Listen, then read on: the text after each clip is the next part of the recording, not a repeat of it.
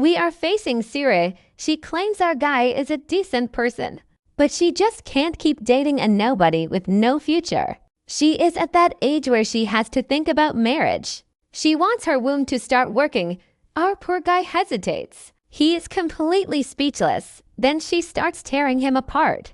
She says all her friends are marrying big names from powerful companies. But look at him, it is obvious enough, right? He is just a total weakling. She stands up, and honestly, I am impressed. How did this kid manage to date a girl this aggressive? I am starting to believe it now. If he could win over a girl with that physique, the kid has potential. Just not right now, because she just stood up and left him. With a broken heart, they had been together 5 years, and he just got dumped brutally. He knows it too. That was the moment he decided to lock himself in his room and become a gamer.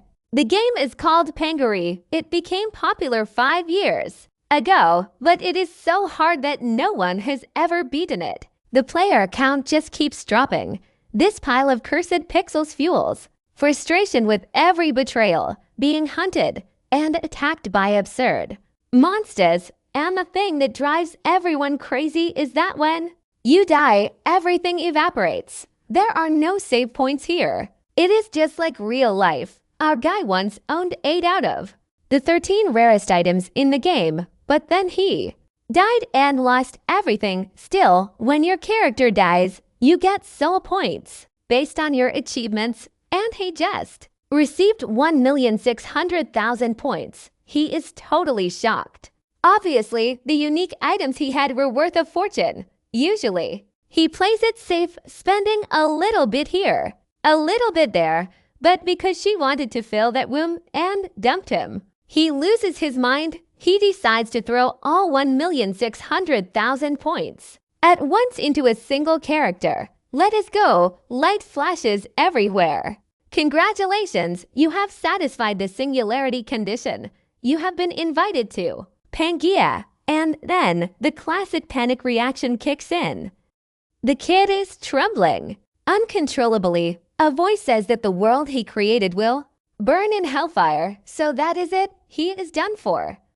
The kid does not understand it is the artificial intelligence voice, and he starts playing the role of Kirito. The message keeps telling him to find happiness in Pangaea, but then he wakes up and Habib whips him in the face. The jerk yells at him to stand up, or he will be dragon-feed. The main character does not even know what a dragon is. He looks to his side. There are claws and a crowd of slaves being whipped mercilessly. He has absolutely no idea what kind of situation he is in. A pack of monsters. He is chained up and then whipped again. Move it, you little punk. They say he is about to kick the bucket. He snaps. The sun is scorched earth beneath him, and he doesn't even have shoes on his feet. He scans the area, realizing the monsters here look identical to creatures from Pandora. This entire place feels hauntingly, eerily familiar. He pulls up his status window with a flick of his wrist. It glows right before his eyes. His stats all hit 12. He has so many bonus talents, plus a mountain of hidden ones tucked away. There is even a destruction metric currently sitting at 6.1%. If that number hits 10, the first rifts will start to tear open. He looks around at the slaves. Everything here is so messed up. One realization hits him like a truck. He is actually inside Pangaea. But why? His stats are all at 12. Normal limits usually cap at 10.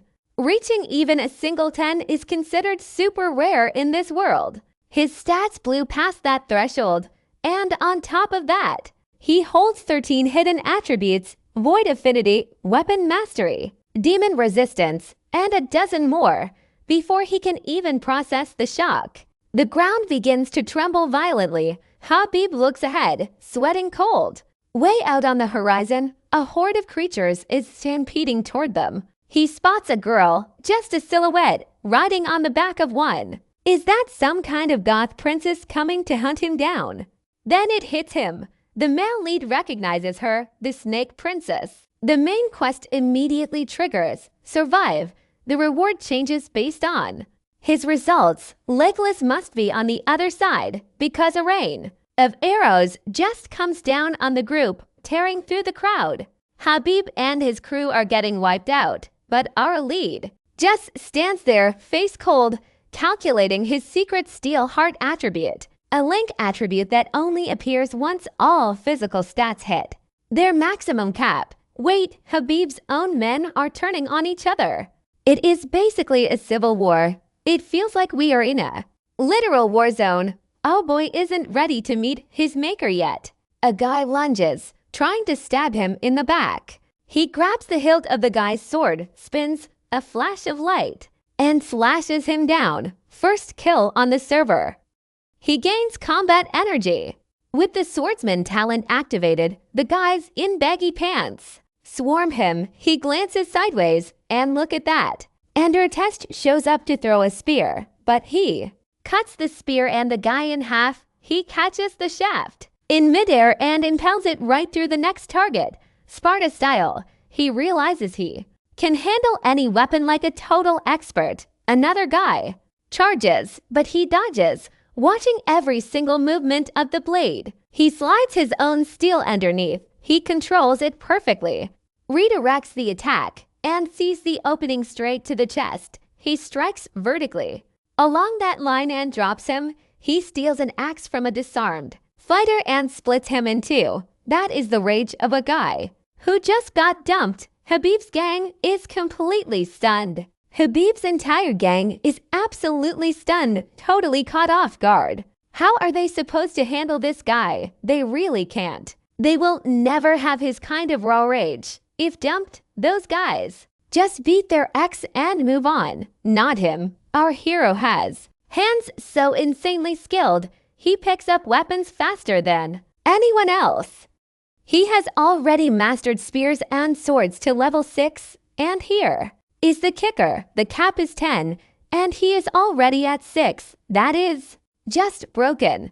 Even so, he knows that even a miracle won't keep him alive here. There are over 500 soldiers. How is he going to get out of this mess? Switching scenes, we are heading into an area that feels straight out of Game of Thrones. Apparently, to be a powerful woman in this world, you have to be smoking hot, no ugly, scrawny women in charge here. And she is roaring in pure rage because an expedition to the Demon King world just failed. The Snake Princess apologizes, warning her that if the desert city doesn't join the next march, the Litzen clan from the central continent will blame them. As the leader of the Katman Desert, she must destroy anyone slowing their progress and wipe away every single trace proving that they had ever sent troops out. Basically, she wants to scrub any proof of their link to the failure of that expedition. If she does this, a certain curse gets lifted from the Snake Princess. She doesn't look happy about it, but she says she understands. Back to the fight, she asks a kneeling guy if everything is done yet. He says there is still one guy left. She is confused. What do you mean? One person cutting back, bodies are everywhere. And our main character is still standing firm. He is completely exhausted but hit level 2. My god, leveling in this game is brutal. At least his stamina and health recovered, and that fatigue is gone. Now he is even more dangerous. The turban-wearing crowd is trembling until the princess commands them to step aside. Our hero looks up and instantly recognizes Isabella von der Zen, level 8, and she is acting like she is some kind of special character. Come on, think about it. Grinding levels is hard, so she must have killed tens of people. She cannot leave this area because she is trapped by the Desert Queens. Curse, he cannot see her innate traits or skills yet because he lacks enough intel. He knows that no matter how gifted he is, he cannot defeat someone at level 8. This game is so weird. The level cap is 10. So this is basically like a level 20 guy fighting a level 80 woman. You get it? That is exactly how it feels. And from level 8 up, you are considered a powerhouse. anywhere in the world. Basically the boss of a famous organization, facing her right. Now is a disaster, but he is still interested in what she. Cursing, Isabella steps down, tells him his little performance is amusing, but he still has to die. Cool it, just talk to him, she says. The protagonist is stunned, completely blindsided. He knows why he spent forever playing Pandya, that punishing, hated nightmare of a game. It is way too obvious he's obsessed with the character designs. Put bluntly, he is a total creep. Just as she lunges at him, looking drop-dead gorgeous, ready to deliver a killing blow, he speaks. He asks if she wants to break the queen's curse. Honestly, I thought he was about to unleash some bizarre tickle attack. Scared the life out of me. Isabella hesitates for a split second, then steps closer. She wants to know who he is and how he could possibly know that secret. Suddenly, I was terrified, but Isabella hesitates for a second, then steps closer. She wants to know who he is and how he even knows that. Suddenly, the male lead transforms into a 15-year-old girl and speaks. He claims he can read the stars and see the omens. He tells her he can gaze into anyone's future through the night sky. He offers to lift the curse so she can finally leave this desert. Seeing her look surprised and hesitant, he knows something crucial right now. He's succeeded. He has the Star Bearer class, something only NPCs usually hold. For players to unlock this, they would normally have to hit max level. The only way to break the Queen's curse is through a blessing that only this specific class is capable of performing. The artist definitely pulled her clothes down to make things look hotter. Since you know she's desperate to leave this place, she won't kill you. She needs to escape, and that's the only reason she's protecting you. See, Isabel isn't just anyone, she's a character you designed yourself. So every character in this game is your creation. Let's hope you're talented.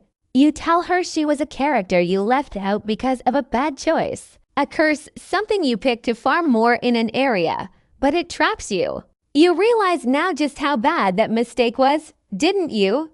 It locked you in, making progress impossible from the very start. This makes zero sense. The whole point of this game is to clear it. Isabella demands his name, and he gives her the alias Randall. She glares, eyes narrowing at his hips, then turns her back. She says she will spare him for now, but lie, she will tear him apart. Then she orders her guards to take him away and treat him well. And just like that, he clears the first survival quest. He even breaks the record for a perfect clear. It is basically a miracle. Beginner luck, maybe. The constellations are smiling down on him, and his rewards just got a massive boost. He gets a castle fragment, a high dragon soul, and Michaela's sword. He collapses, completely drained. But wait, did he just level up and recover? Talking to her puts him under that much pressure. 220 points. Night falls, and he is chilling in a bathtub.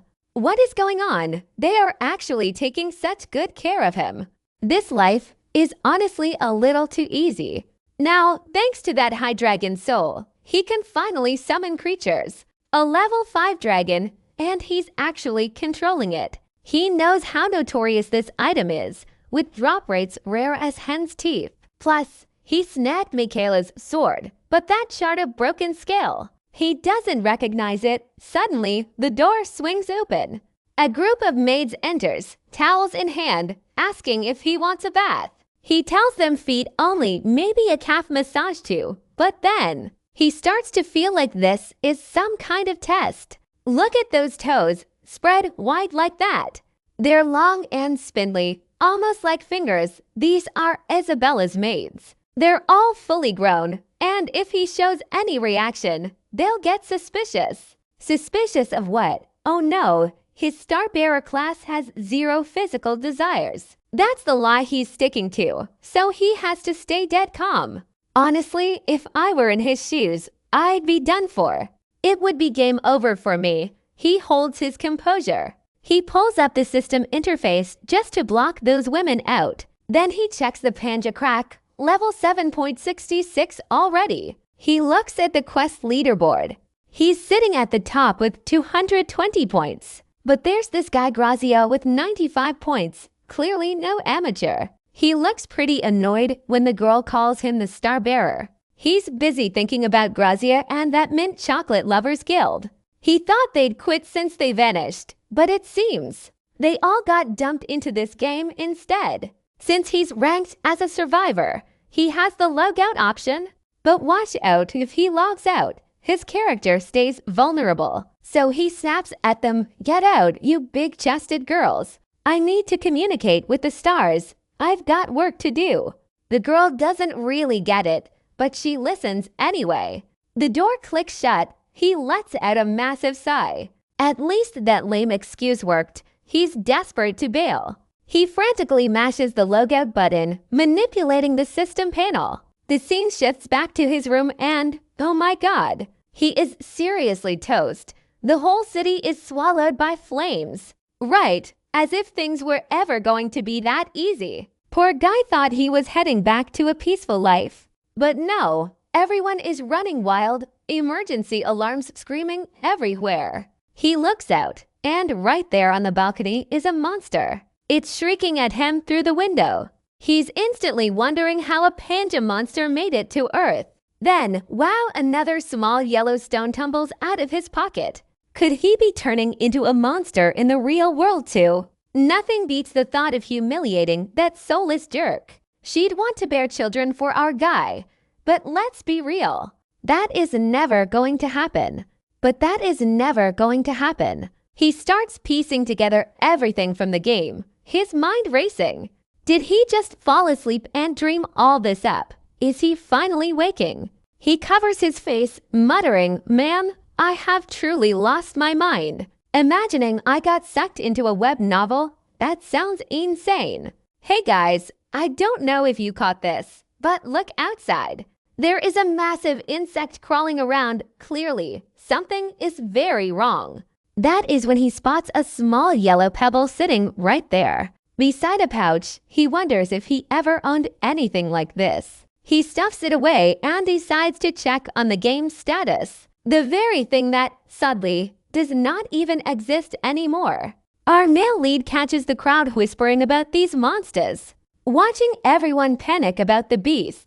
We are getting a look at the past here. Right, just watch. He sees the monsters closing in on those poor police officers. They are throwing useless items at the beast while it hunts. One of them is being eaten alive, right in front of everyone. Finally, the truth clicks into place. Something is bridging Pandio with the real world, connecting them both. Then he gets an idea. Maybe his game items work here too. He immediately pulls out Michaela's sword and the high-level dragon spirit. He does not really know how to use them yet.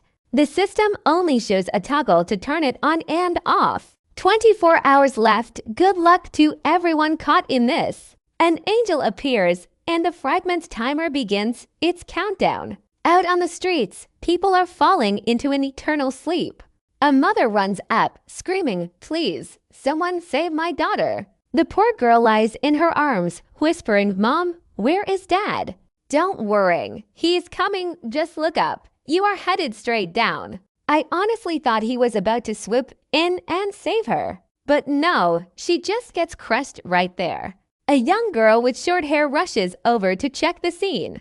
She finds the woman pinned, still struggling to get words out. "Take my child and run. Leave me here. Just go." It is a miracle she can even speak in this state. But as the girl grabs the child, the monster lunges for a kill.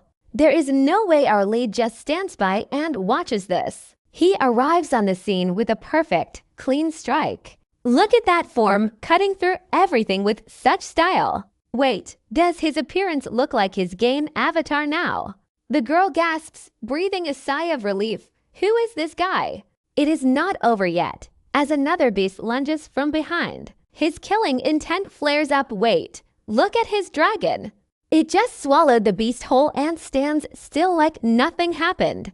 He is definitely a show-off. That is Michaela Beast right there. He hops onto its head, telling the girl to just stay put. She stands there, paralyzed. She has to be dreaming, right?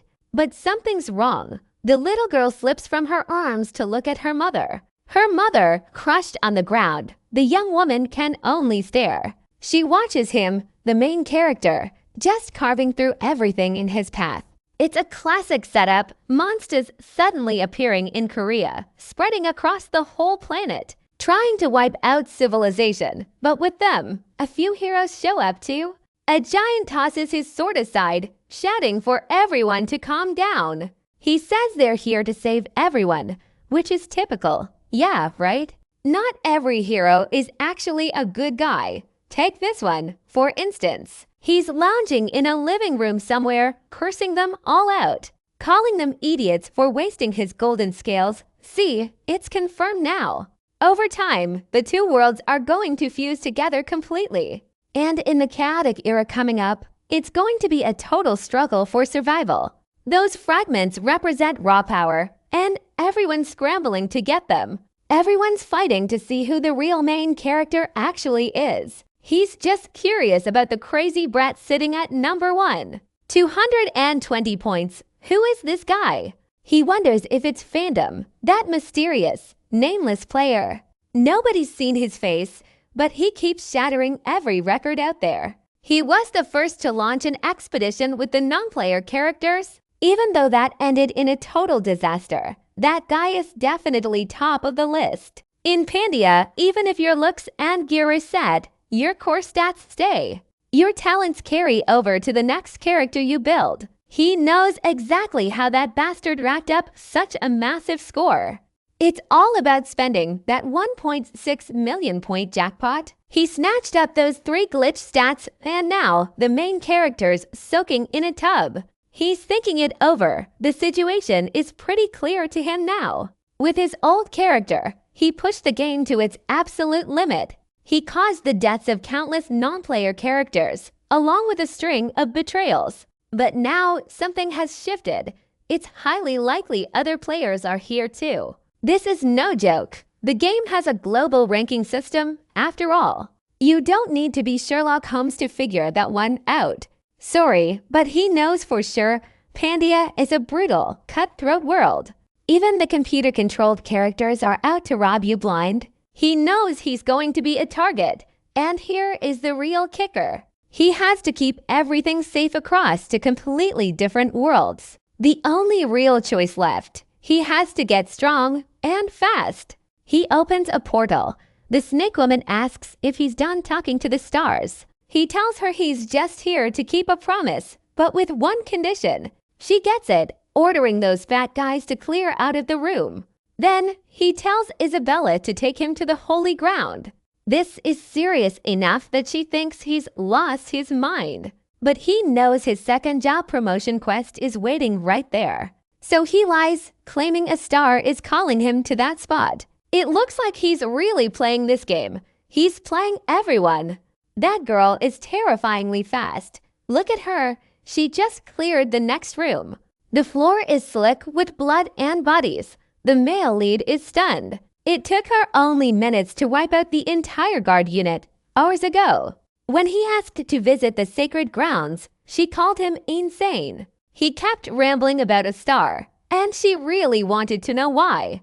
But it was the truth. He got lucky and found the 4th star. Back when he was grinding levels, he was one of the few players who knew exactly where it was and how to use it to lift her curse. She hesitated, claiming no one knows the sacred grounds, calling him a liar. He cut her off. She knows exactly where it is and how to enter.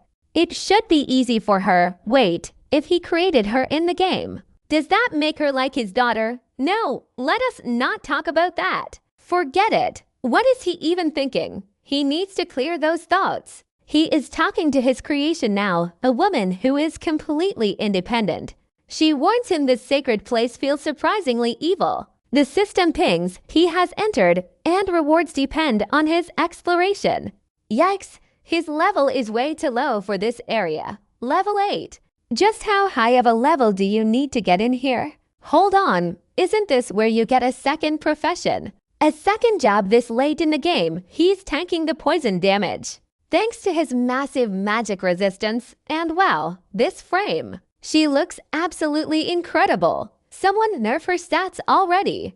He knows the easy way is to let Isabella lead and grab the loot. But that is not the main goal. He is here for the sacred job. It looks like the quest ends the moment he claims it. Alright, he gets it now. This is a challenge. The better he performs, the better the profession he unlocks. He is aiming for a very specific one while Isabella just watches. Oh, look at that, the artist is showing off again. I see you. That camera angle is definitely their signature move. I have to tip my hat to that creative flair. She turns around, claiming they are going the wrong way. But he grabs her shoulder. Where does she think she is going? She points out the bridge ahead, calling it an obvious trap. Those floating platforms are designed to make sure no one crosses. You fall, you die. But he just stares her down, scared. I did not think she was the type to be a coward. She crosses her arms, annoyed. She is a snake princess, after all. She does not know the meaning of fear. He cuts her off. Calling her bluff, he knows she is terrified deep down. She keeps trying to convince him to quit before the traps kill them. He just brushes it off. Come on, just jump on my back. She's absolutely livid, calling him a lunatic, but he stays firm. He reminds her that once the Habib guards find all those bodies, they are going to send a hunt squad after them, so they must move. Instead of wasting time, they need to wrap this up fast. They retreat, and she's blushing, but still clinging to him, making excuses. She claims if her leg hadn't cramped, she would have handled it herself. All he's thinking about is satisfying his curiosity and digging into the game. He tells her to hold on tight, then guns it, but instead of turning right, where there are countless paths, he charges straight ahead, ignoring her screams. She yells not to jump, but it's way too late. He clearly had a plan. He triggers a hidden mutant trait, one that lets him see through everything. Every secret hidden from the naked eye is laid bare. What a cheat code! Is he walking on invisible stairs? Just more nonsense from these game devs. The girl is losing it, thinking what on earth is happening as he walks on air. He tells her to stay calm, but she's furious, demanding to know why he's so cocky. Then things start getting weird. She feels like he's treating her like an old, long-lost friend, so she asks if they have actually met before. He says no, they've never been in the same place. She's confused. What does that mean? He just says to assume he's seen her, even if she's never laid eyes on him. The room floods with light, and the next scene lands them in an open field. It's straight out of Sword Art Online, like they just crossed some kind of barrier.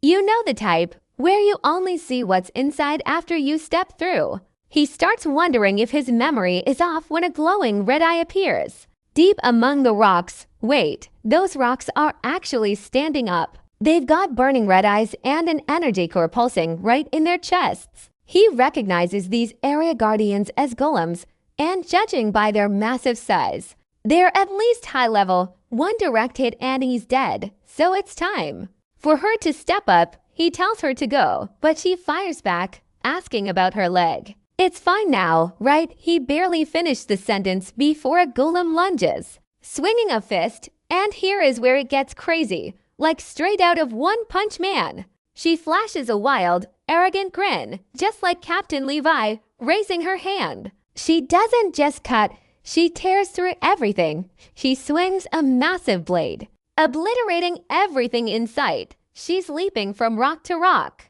finishing off the stone monsters while the main character stands back, arms crossed. He thinks to himself that the assassin class is actually perfect for this job. She easily dodges the golem's sluggish, wide Dario attacks, while her blade keeps carving straight through them. That's the power of an 8th level stone shower. He gets the golem creator class and finds it interesting because it looks like Isabella's kills are actually counting toward his own stats. Based on how he's talking in Pandaria, the summoner is a top-tier class. He knows there is no way he'd ever actually pick that one. The next frame confirms it isn't the class he wanted at all. He refuses. He's looking for something completely different, though he hasn't said what it is yet. Suddenly, a purple mist starts spreading across the ground. Now, a massive shadow looms tall behind him.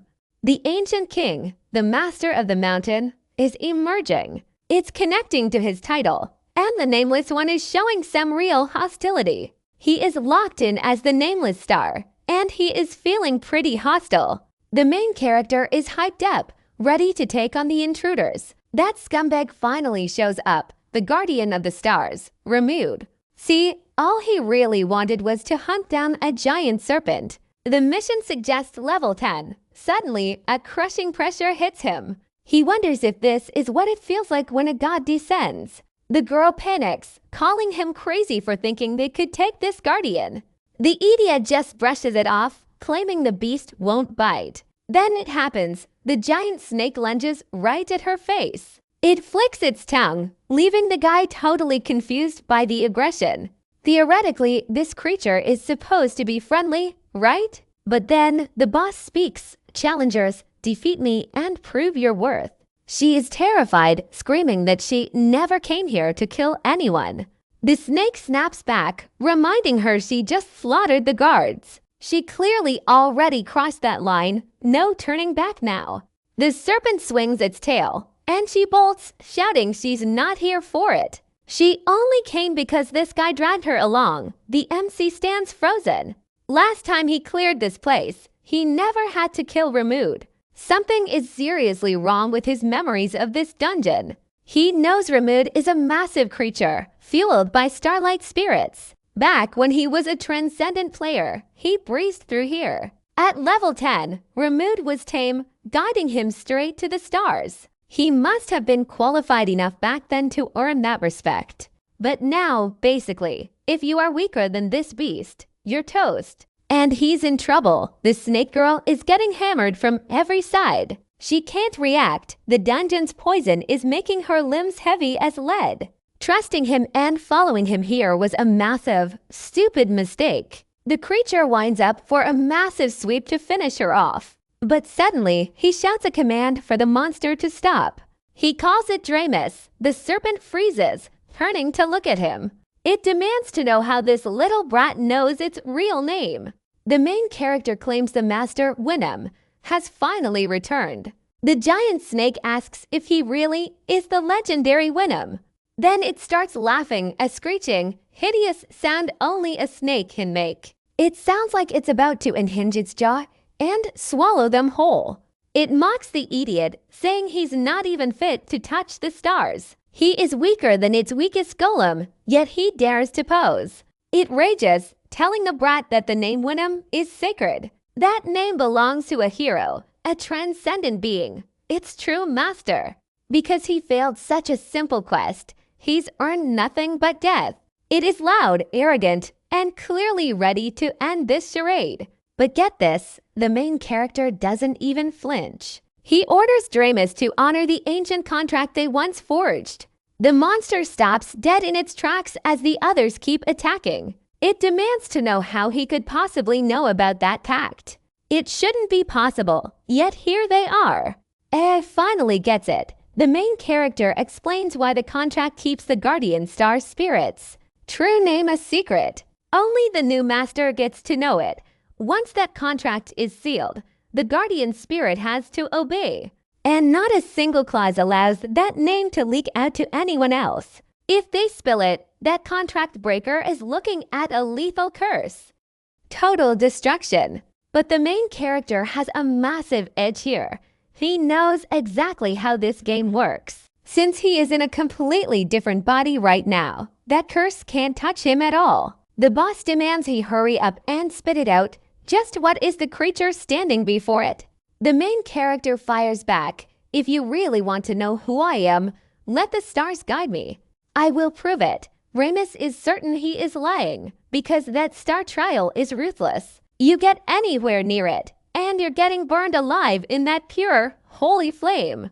But the main character just smirks. Sounds like Dramus is actually terrified now.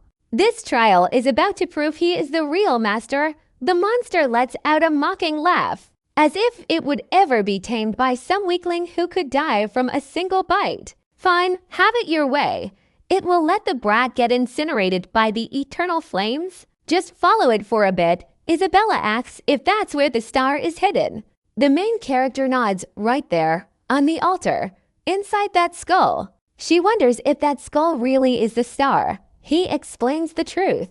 That is the face of Laya, the twin goddess of Panja who passed away long ago.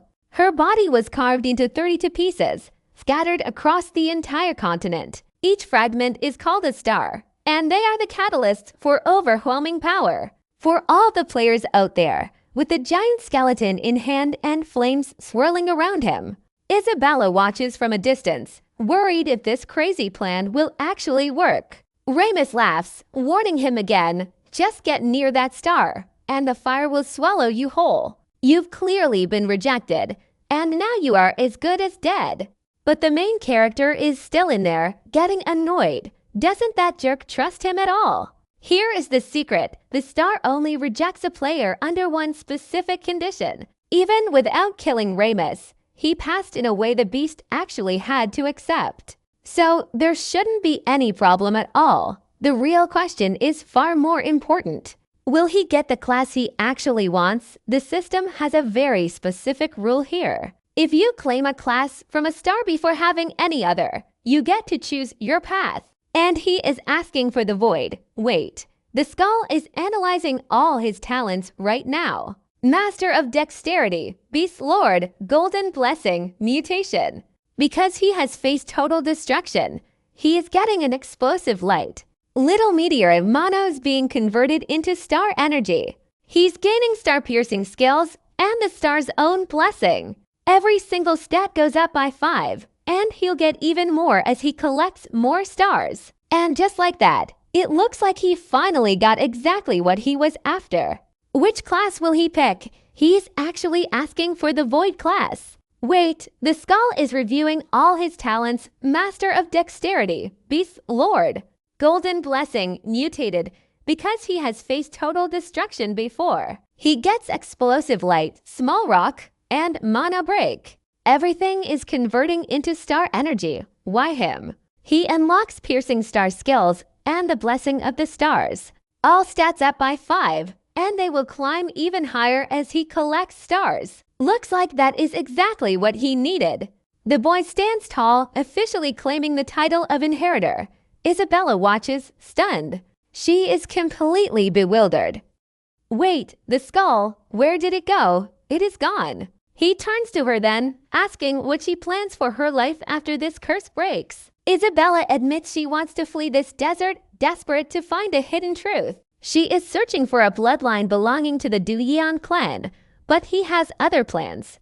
That guy, he isn't about to let her walk away that easily. He stops her cold. He will let her leave, but only on one condition. She must serve him for exactly 1 year, not a day longer. He promises her total freedom once that time is up, so she can hunt that bloodline.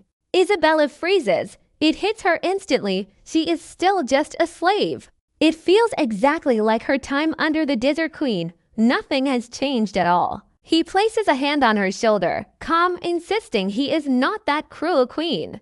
And he swears he isn't lying, but watch this, he totally is. He just promised her freedom. Yet he forces her to sign a contract to get it. Still, she answers with grit, agreeing to serve him. She even drops to her knees. He never even asked her to do that. He only asked for help for a year. Still, he thanks her, calling it a smart move.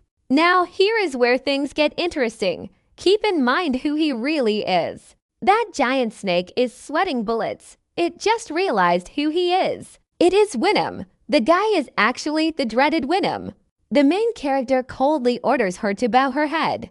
At least the second mission for his job class was a success. Meanwhile, the scene shifts. The Desert Queen is absolutely losing her mind. She is screaming, demanding to know how they let that brat Isabella escape.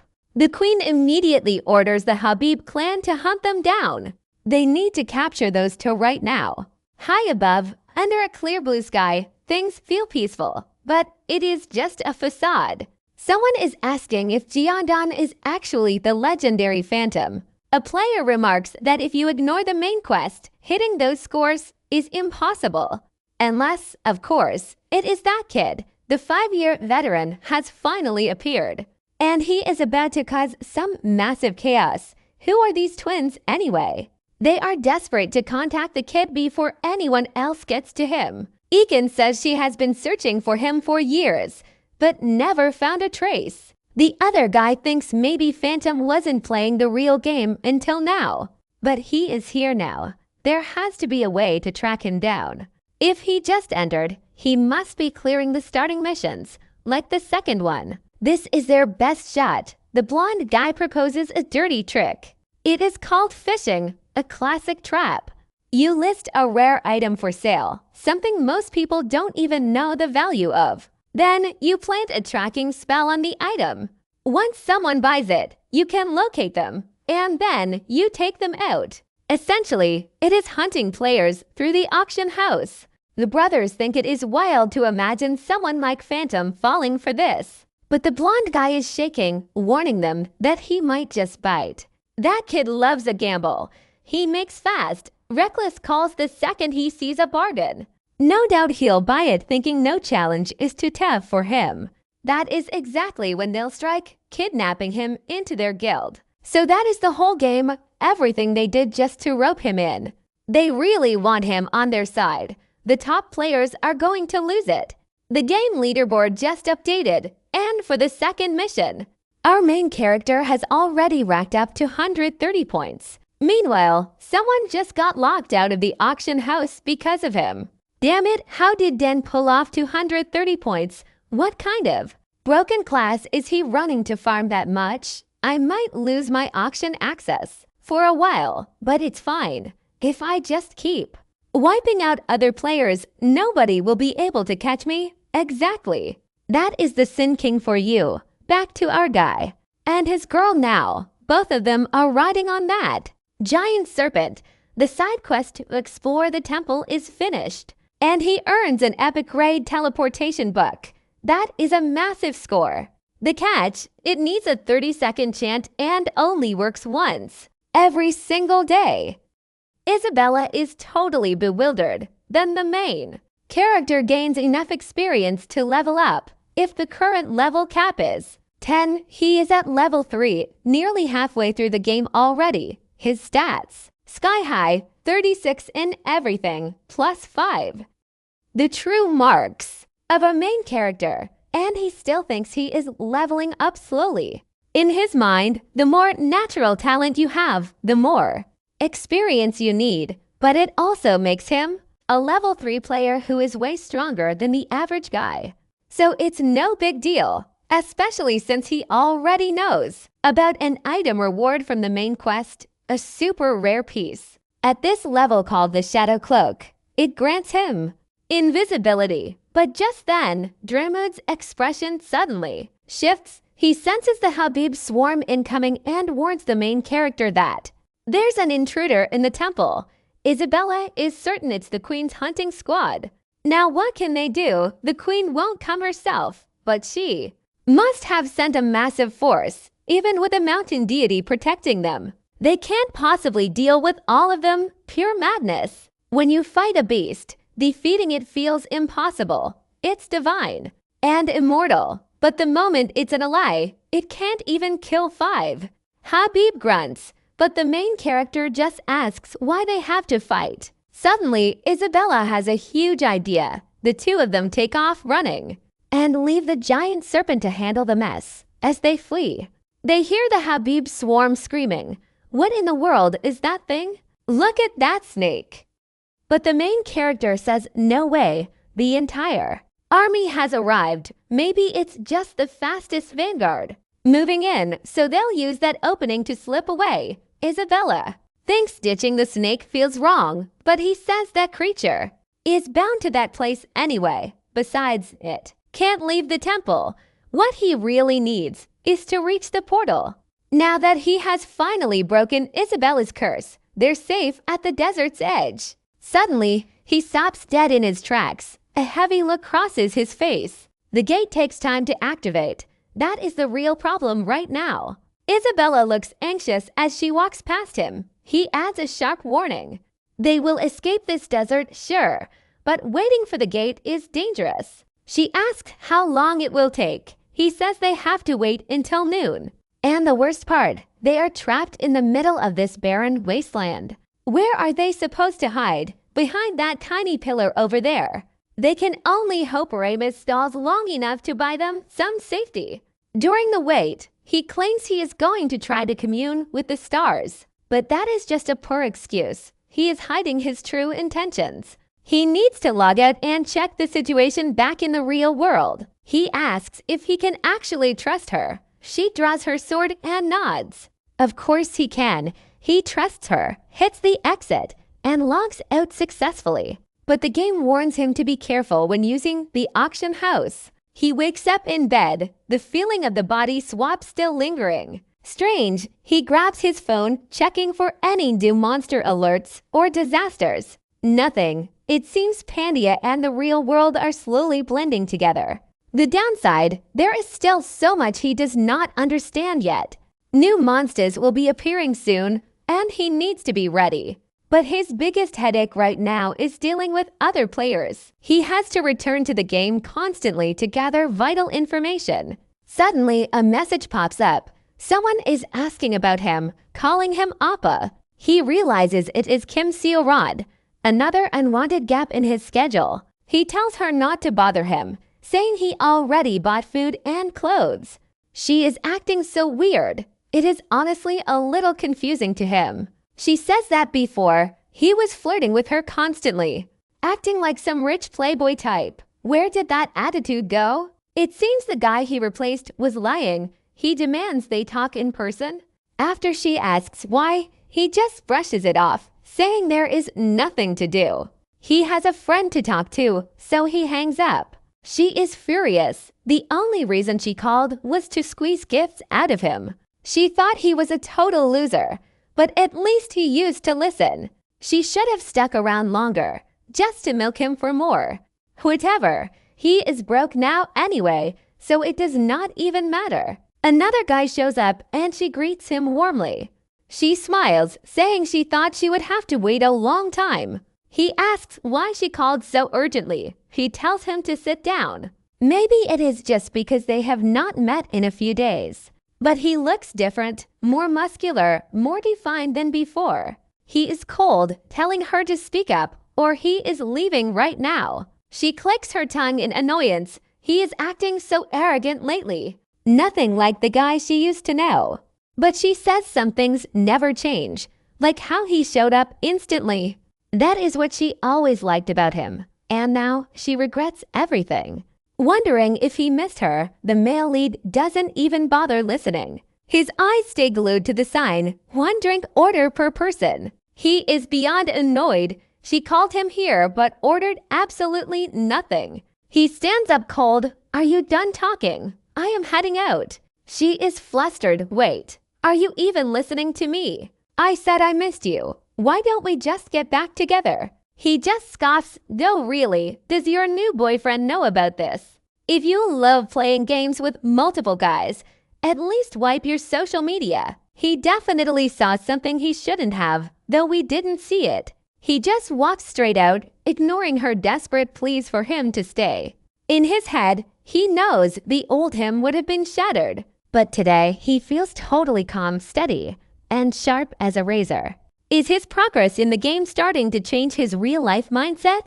Stepping outside, he runs right into absolute chaos on the sidewalk. Some guy is waving a box cutter, screaming he will slice someone up. He swings the blade at a victim, cursing him to rot in hell. The victim squeezes his eyes shut, but the male lead grabs the arm.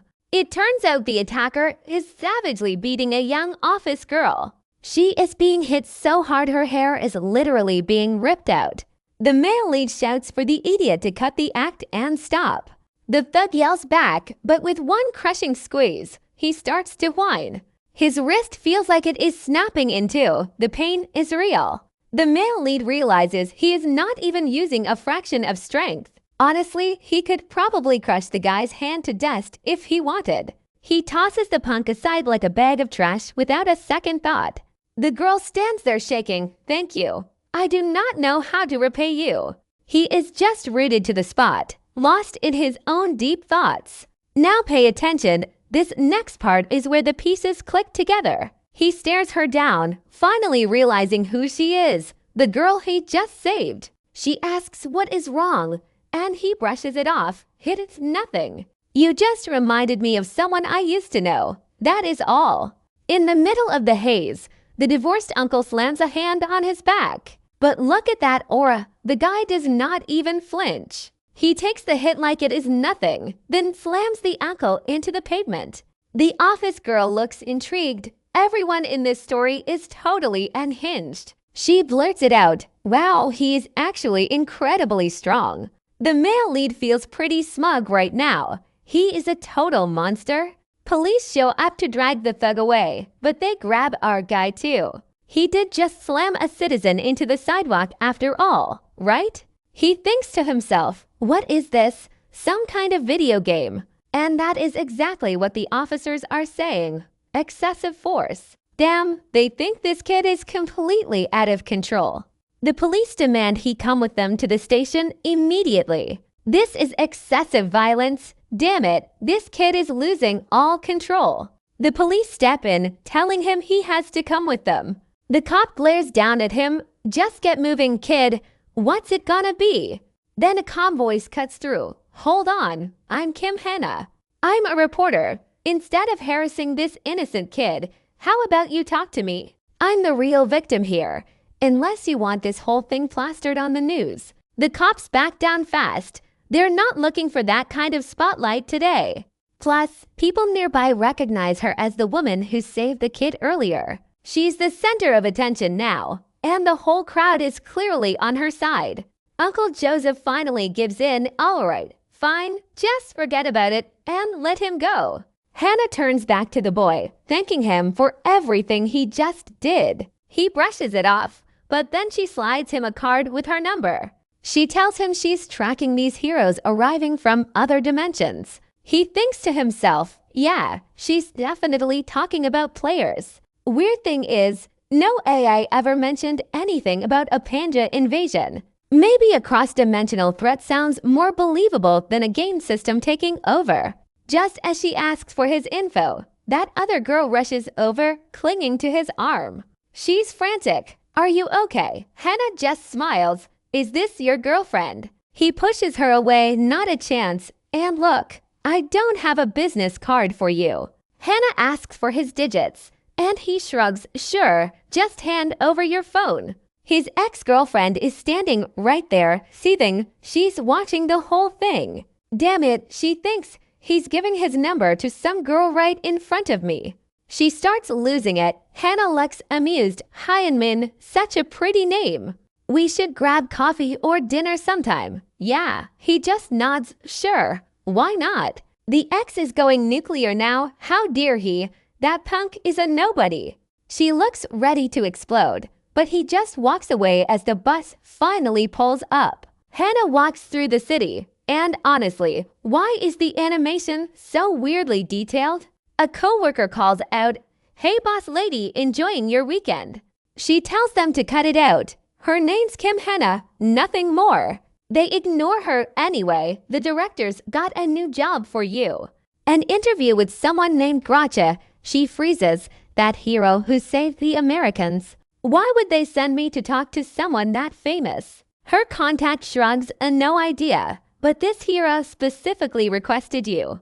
And get this, he wants you to fly all the way to Korea. None of this makes any sense. Meanwhile, back with the Habib group. They're all face down in the dirt, absolutely exhausted, panting for air. But even broken, they're still shielding the girl who's covered in blood. They growl at the attackers. The queen only wants the girl back. Just hand over the slave, and we'll pretend none of this ever happened.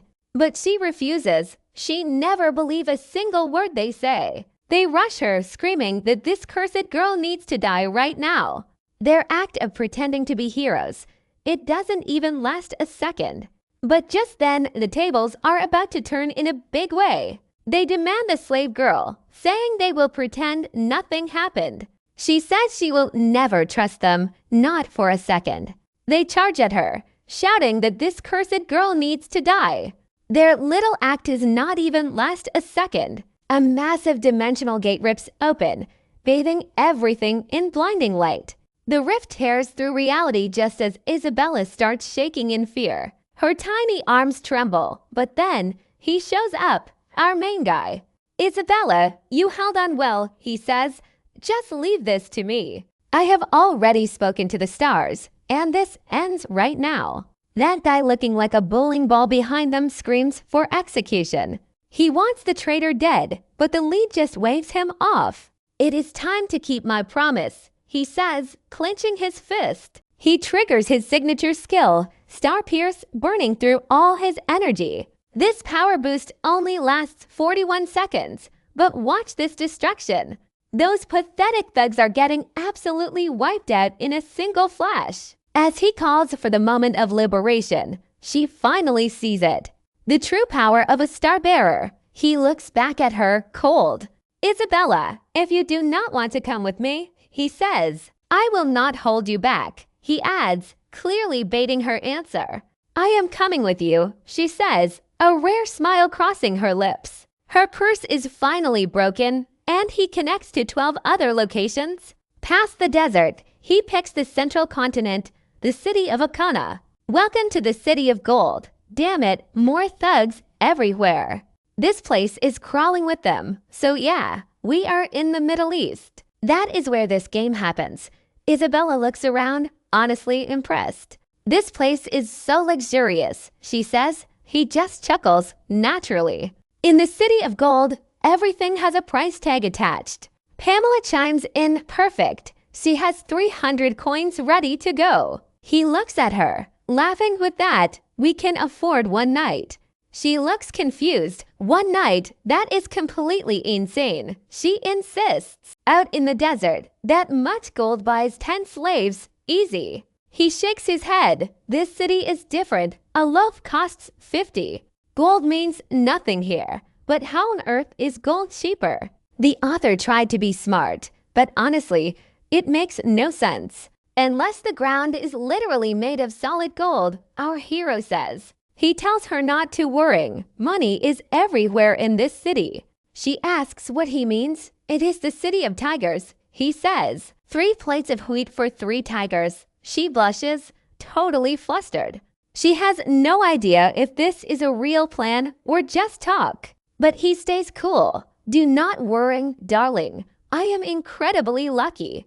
Turns out he has a golden blessing perk, and he is ready. They walk up to the Black Mountain Casino, but a guard stops them. "Sorry, sir, but anyone with under 10,000 coins stays out." Isabella loses it. "What the hell? Why did you not tell me? I only have 100 coins left after buying these clothes." She is dressed like Cleopatra, looking sharp, but the guard is unmoved. "No deposit. Get out of line and stop bothering us," he barks. Things are getting heated, but our lead just reaches into his coat. He tells them to get lost and stop bothering this place. Taira tosses the item down. "Take a look. These queen fairy tears are more than enough. Looted from the immortal raid. They are clearly worth a fortune." The guy starts trembling as they walk in like VIPs. Isabel asks what he just handed over, and he says it is a fairy amulet. One of the top rewards from the sanctuary. She says he is insane. How could he spend something so rare right here? He tells her to. Stay calm. They are just holding it for a bit because he is taking it back soon. At the Hebeb grounds, the roulette wheel stops on number 3 end. Everyone starts screaming. Damn, it is that guy again. He wins 1,200 coins, sitting cool behind those walls of gold coins, exactly what you would expect from the golden gods. Blessing, when it comes to making cash, there is no trade in the whole game better than this. The girl excitedly says they are rich now, but he replies, no, he is rich. That is what she meant. She gets ready to withdraw, but the staff says, sir, we will pay your winnings today, but from now on, you are banned from Harrison Casino. Any customer copying the betting style you use is making too much money, and this is becoming a huge problem, so please leave the area right now. He is surrounded. Isabella wants to start a fight, but he tells her to stay calm. Fine, we will leave, but first, I want to talk to your boss. The big-nosed guard says, "Who do you think you are? Get out of here quietly." But he says, "You do not get it. Your boss is actually the one who wants to know who I am. So go tell him I am waiting." The bearded guy is the boss, and he is in total shock watching through the crystal orb. He uses an level 81 observation skill and is completely panicked. That item is extremely rare because the spirits almost never leave their kingdom, and this one comes from a fairy queen. Even if he hired 3 level 10 guys to go find something like that, it would be impossible. He cannot believe such an item made it into his own casino. Someone speaks up. "Sir Harrison, what is it? Speak." The guard replies, "The guy with the amulet, the one winning all that cash, wants to meet you. He says you must be wondering who he is." Harrison plays it. Coolan says, "Fine, bring the kid in here for some tea." So he sits there with his legs crossed in a flashy pose, looking like he is totally full of himself. He keeps that same pose, while Harrison secretly thinks this guy carrying a fairy item does not look like much of a warrior. Then Harrison speaks up. "You told my men you wanted to talk to me. What do you mean?" He replies that it is obvious. Do I really need to explain something so simple? As he knows, Harrison is desperate for the charm he used as collateral. Harrison hesitates and says, "It seems the kid knows about my situation. Random has a rare charm, and he knows exactly what Hashon wants. Hashon is dead set on buying it, and Random is open to any decent offer." Hashon drops 2 million gold, acting like he is being incredibly generous. The girl nearby is shaking. She has never even heard of such massive numbers. But the protagonist, he isn't playing around. He bumps the price up tenfold. 20 million. Take it or leave it. Hashon snaps, telling him he has lost his mind. 12 million gold is enough to buy a villa in the center of Akana. No matter how rare a charm is, it is only for reforging gear. It is not worth that. Random just shrugs. "Maybe for me it is not worth that much," he says. "But I know something you do not." Still, Hashon shuts him down. He claims it is just a trinket for his collection, saying he cannot waste that kind of cash. But the kid knows the truth. He leans in. "I know what this really is. This spirit tear is not just a charm. It is the key to your seat on the city council. To get in, you need to be level 10, but that is the catch. You have to reach that level through raw, personal strength. Since you are not a combat class, that is a wall you can never climb alone. That is exactly why you need an item that wipes out level requirements for gear. This spirit tear is the only thing that can bypass those restrictions. With this, you can equip high-level gear and cover your missing stat points. It is the only way you will finally get recognition from her family. The family of your fiancé, Serengeti, will finally accept you. The protagonist knows everything. He has been tracking every detail. Serengeti is a legendary holy knight, easy to spot from a mile away. They say she commands 500 elite knights under her own banner. She is so noble that she even sacrificed her legs to help him hunt the Demon King. When he was back in Penja, he just saw this as a game, not caring at all. But now everything is hitting him. It is all starting to make sense. He is realizing these NPCs might actually be real people from another world. The worlds are bleeding together, and that is changing the rules of the game. Suddenly, Serengeti's final words echo back in his mind. She once asked him to deliver a charm to a specific person. The quest log showed that person was carrying a photo of Hashon, her husband. At the time, he was so confused, he knew she did not have a husband.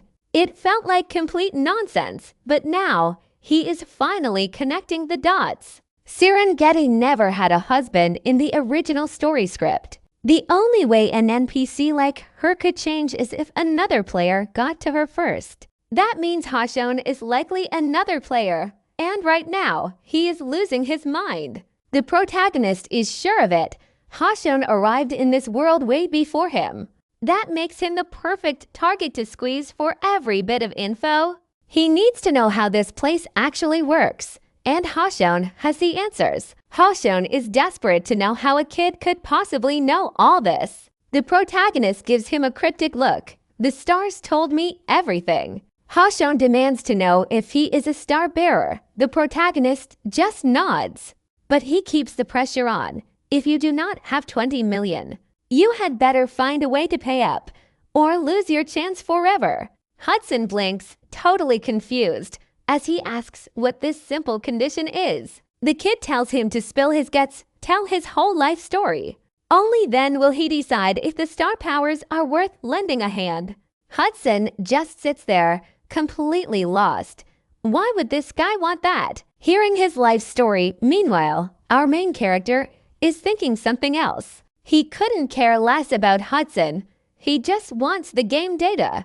Plus, there's a huge risk involved in playing this dangerous hand. See, there are NPCs called hunters who slaughter players on sight. Star classes are so rare, Hudson might just think he's a fraud. Still, the kid is sure Hudson will play ball. Why? Because Serengeti. She isn't just some random NPC. She's the key to everything here. Hudson sighs and Starks, he will tell it all, beginning with his fiancée.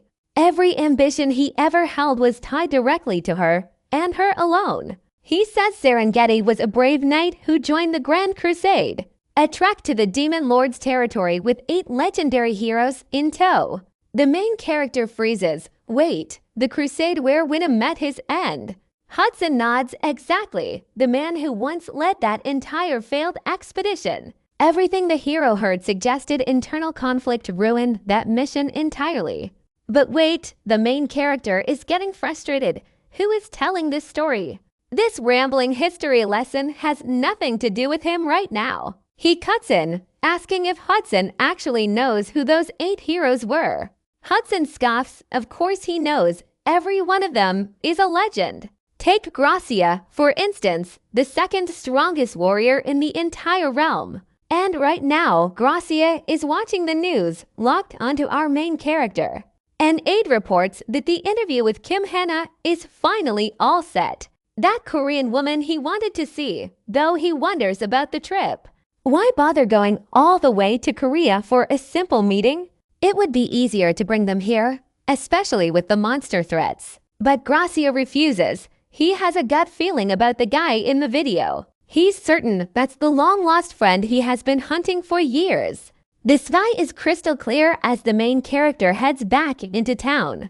But honestly, he doesn't look even remotely excited to be back home. Hannah, the young reporter, asks if he has some problem with the meat. He shakes his head. It is not that. He is just completely drained. And for good reason, because Hudson stayed up all night sobbing.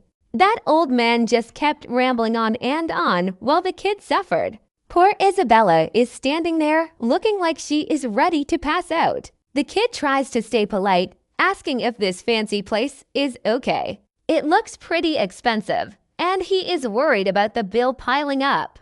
But she waves it off. He saved her life, so just eat and relax. Then she glances at him and notices something seriously weird going on. Seriously, look at his face. There is this hauntingly empty look there. You know, I've read a ton of action manhwa, but this scene, a classic restaurant dinner in the middle of all this chaos, wild. A classic restaurant scene. This is exactly the kind of setup we love. Sure enough, she's sitting right there, looking annoyed with her new boyfriend. I realize that's the same guy she used to post all over her social media. I actually wonder if her new guy even knows she's still stalking me. The nerve of her. And what are the odds? Running into them here. Hannah offers to leave if I'm uncomfortable, but I just keep chewing my meat. It doesn't matter. I'm completely done with her. I'm over it. Suddenly, a voice cuts through the air. You Park Hae-min. It's the guy standing behind us. He's glaring, looking for trouble. He says it looks like I'm still chasing Seo Yan, told me to back off. Calls me a spineless loser and a piece of trash. I'm stunned. Wait a second. You think I'm the one stalking her? This guy thinks he knows exactly what kind of person I am. He claims I'm a pathetic failure, obsessed enough to show up at her cafe. It's confusing as hell. As far as I recall, she's the one who won't quit. I'm starting to piece this together. Something isn't right here. She's just staring daggers at me while her boyfriend keeps running his mouth. He threatens that if I go near her again, I'm a dead man. Just worthless trash. He calls me. Yeah, keep talking. Hannah stands up, waiting to see how I handle getting humiliated in public. Everyone around us is whispering, trying to figure out what's going down.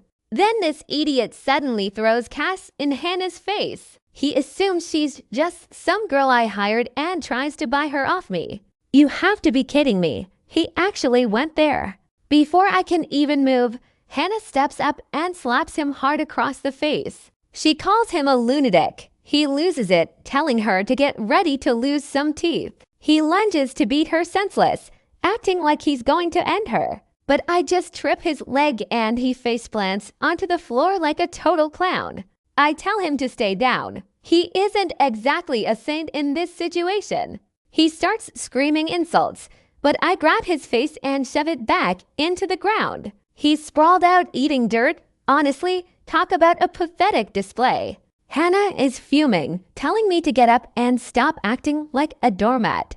I'm not weak. I just can't get up right now. And then, damn it, he pulls a dangerous weapon out of his pocket. He picked the wrong guy. He's about to trigger his player powers. I recognize that go anywhere. Everyone is frozen. This guy is a spatial hero. He grabs me by the throat. Things just went from bad to worse. He slams me into the ground like I'm nothing. But watch this. Instead of being scared, I'm just lying there, wondering about this guy. He is just having trouble standing, and then, damn, is he pulling a weapon? That is a dangerous move. He really messed with the wrong guy. He prepares to trigger his player power, but Min realizes what it is. That light, everyone is stunned. That guy is a space hero. He grabs Men by the throat. Things are looking pretty grim now. It is an ironic situation, and he slams Men down like trash. But instead of cowering, Men just lies there, wondering who this guy is. Is he a player? Why did his strike feel like absolutely nothing? You saw him transform, yet here he is, completely calm and collected. Did he just drop down so lightly my eyes can see through him? He is a Lancer, level 4. In Pangea, there are 10 total levels. Obviously, the higher the level, the more experience points you need. Plus, the required experience shifts based on your actual talent. Since I have endless talent, my level 3 is actually higher than his. So clearly, this Jinyu guy belongs to the low talent group. Any Jinyu out there is bound to be a low-rank player. I am certain of it. This guy is probably just a total amateur. He likely synced with Pangea recently, got lucky surviving his first mission. Maybe he grabbed a decent class, then planned to quit the game.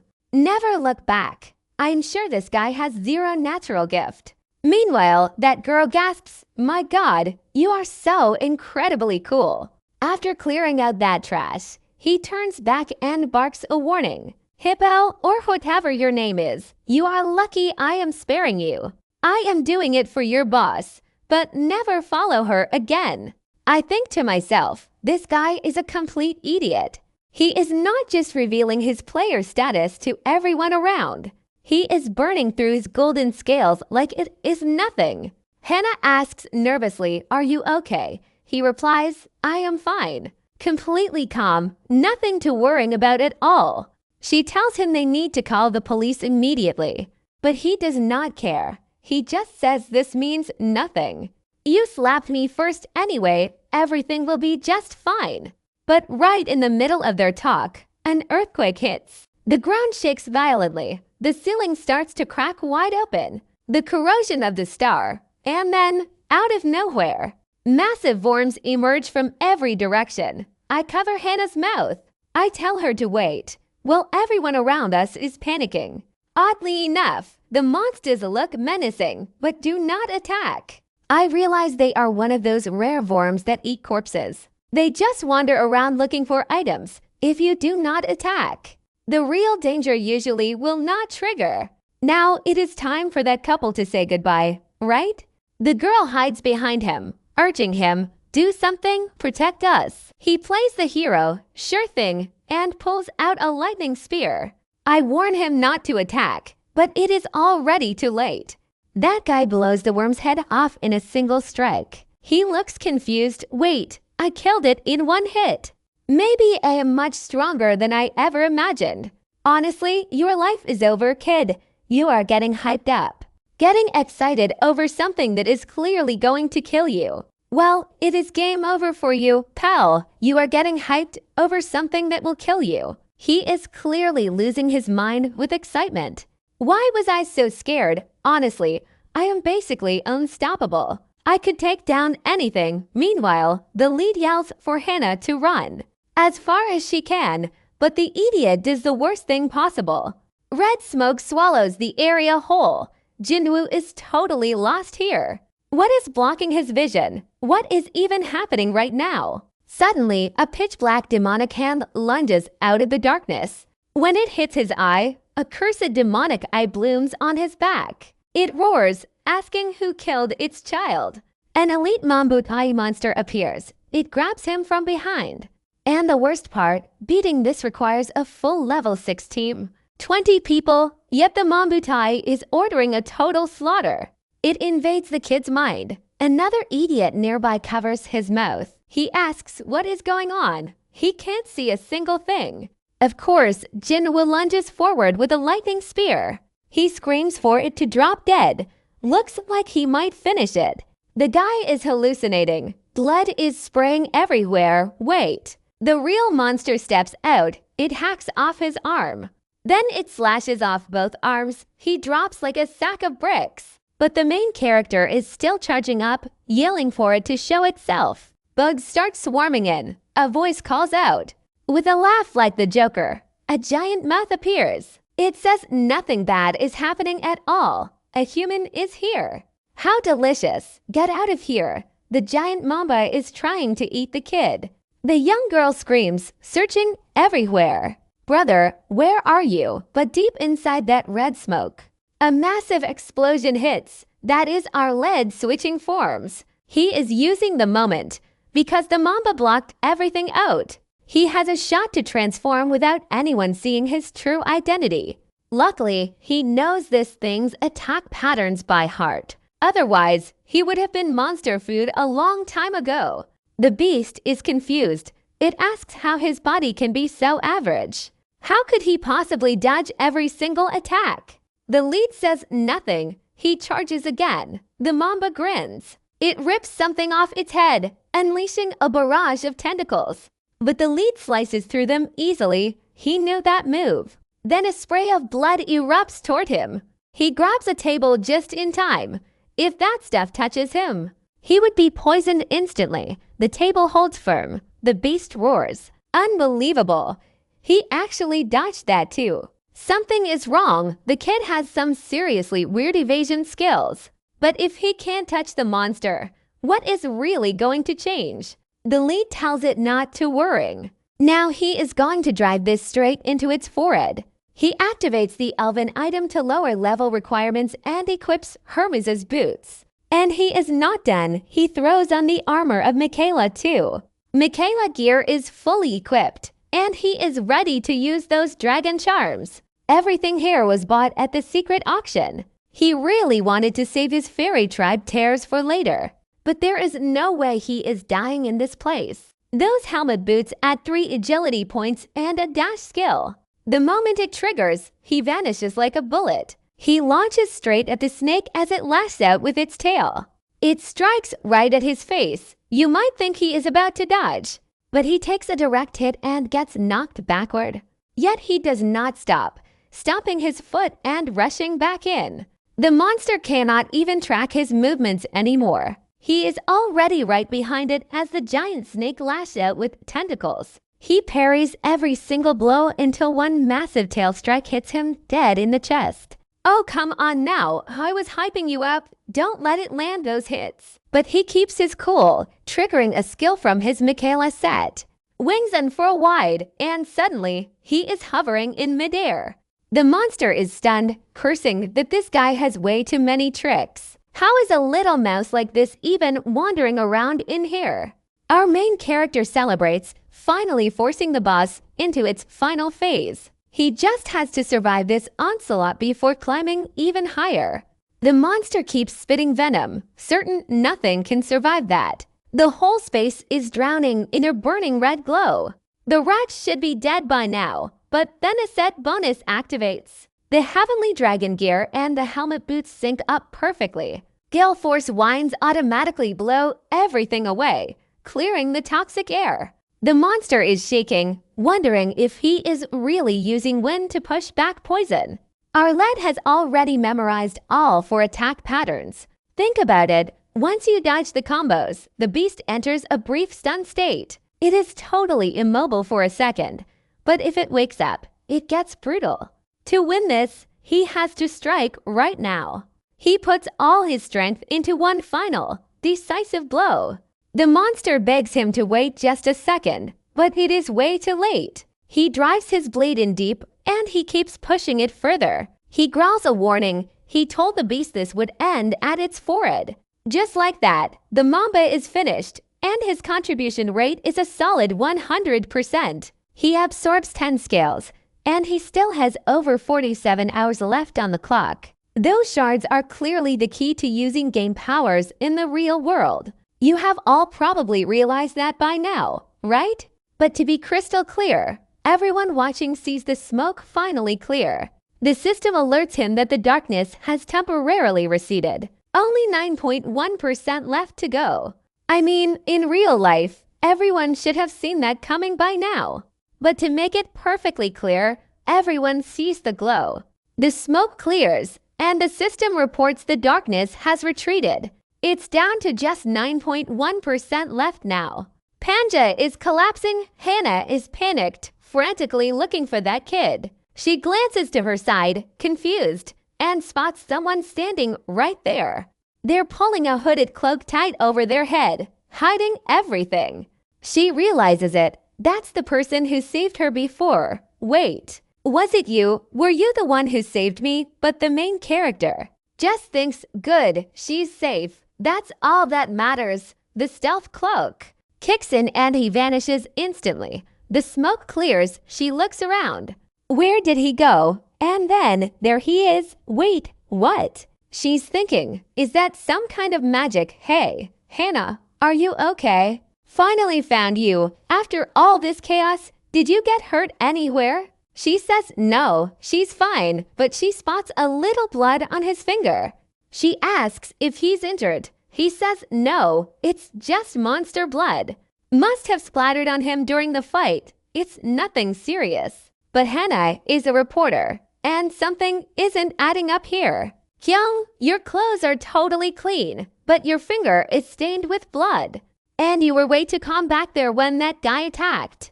When the monsters showed up, you already knew exactly what was going on.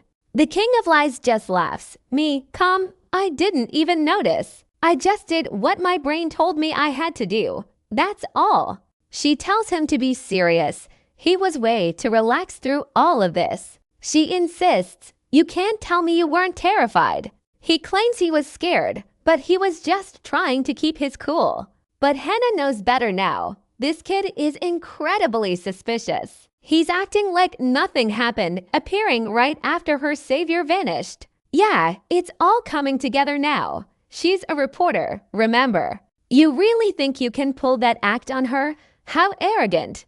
You just disappear, then call her up like it's no big deal. Now it's the next day, and things are looking even worse. These monster gates keep popping up over and over, non-stop. Society's been warned. This is only going to get uglier from here. People are locking themselves indoors, the world feeling hollow and cold. The news anchor reports that everyone is fed up, angry at the government, slow to react. Ignoring one tragedy after another, nobody is doing a thing. Some guys are watching the broadcast in a room, a bald man speaking up. He says when the first invasion hit, everyone managed to stay calm. Now people are finally starting to realize how bad this really is. Another guy agrees, of course. Only those attacked really understand the danger. A woman on the phone says the initial response was way too slow.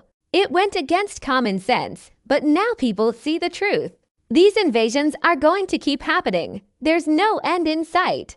Another man interrupts, exactly. And that's why this is the perfect chance. A golden opportunity for them to finally build their own alliance. That's Pact 2, the girl on the phone says, confirming the name. And that's exactly why this is the perfect chance for them to form their own alliance. That's Pact 2, the girl on the phone. Right now, the AI is clearly desperate to scout some serious talent. She's watched the footage. Looks like that guy took down the Mambo alone. Could he be Randall, the one who grabbed the top spot in the main mission?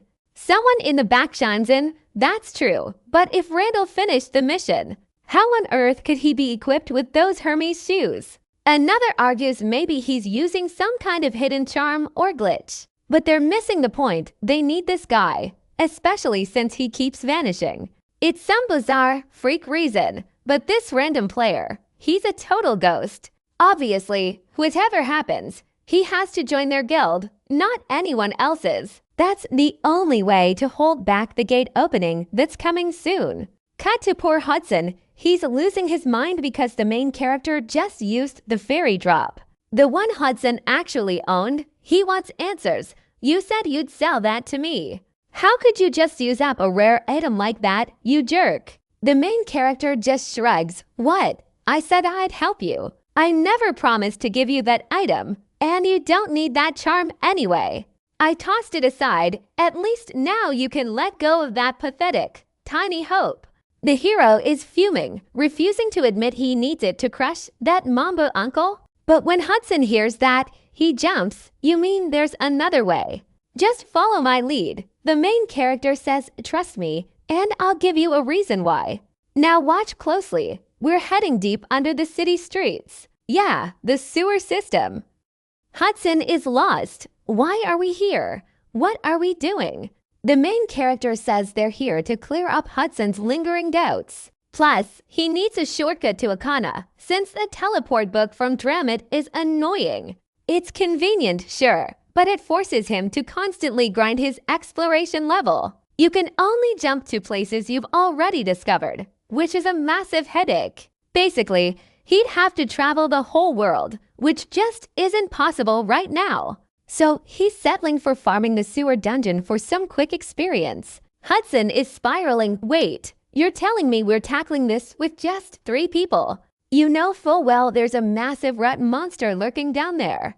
Ratatouille and his whole gang are probably waiting for us to show up. The main character knows, right as he says it, a huge beast appears. It looks just like Splinter, staring them down with hungry, glowing eyes. It's a raid boss monster known as the Mutant Rat. Seriously, what is this game? The level cap is 10, yet every monster here is almost pushing that limit. It locks onto them. First time in my life I've seen a rat with bulging leg muscles. It's charging at 100 miles an hour, and I honestly can't tell if that's safe. The giant rat is zigzagging everywhere, and Hudson finally realizes something at that speed. She stares down a raid monster, a beast known as the Rat Mutant. Seriously, I don't get this game. The level limit is 10, but every single monster here is already pushing that cap. The beast locks eyes with them. First time in my life, I've seen a mouse with bulging muscles on its legs, charging at 100 miles an hour. I don't even know if this is dangerous or what the giant rat is. Zigzagging left to right, and Hassan realizes, at this speed, it's just a pure elemental force. The kid is basically the embodiment. He stood no chance of stopping it back then, but our lead just calls out. Isabella is ready, blade gripped tight in her hand. He screams a position, clock direction, and she launches. Like a bullet, she strikes right into its eye and rips it wide open. Time to put the kid to work, he thinks. No wonder he brought her along. Her level way higher than most. And her combat skills absolutely top tier. Hudson is still confused, but our lead keeps it simple. No matter what, he stays true to his word, so don't doubt him. If he says it gets done, then you can bet it gets done. Yeah, sure. Everyone here knows the guy is a total con artist. He's scammed basically every single person in this city.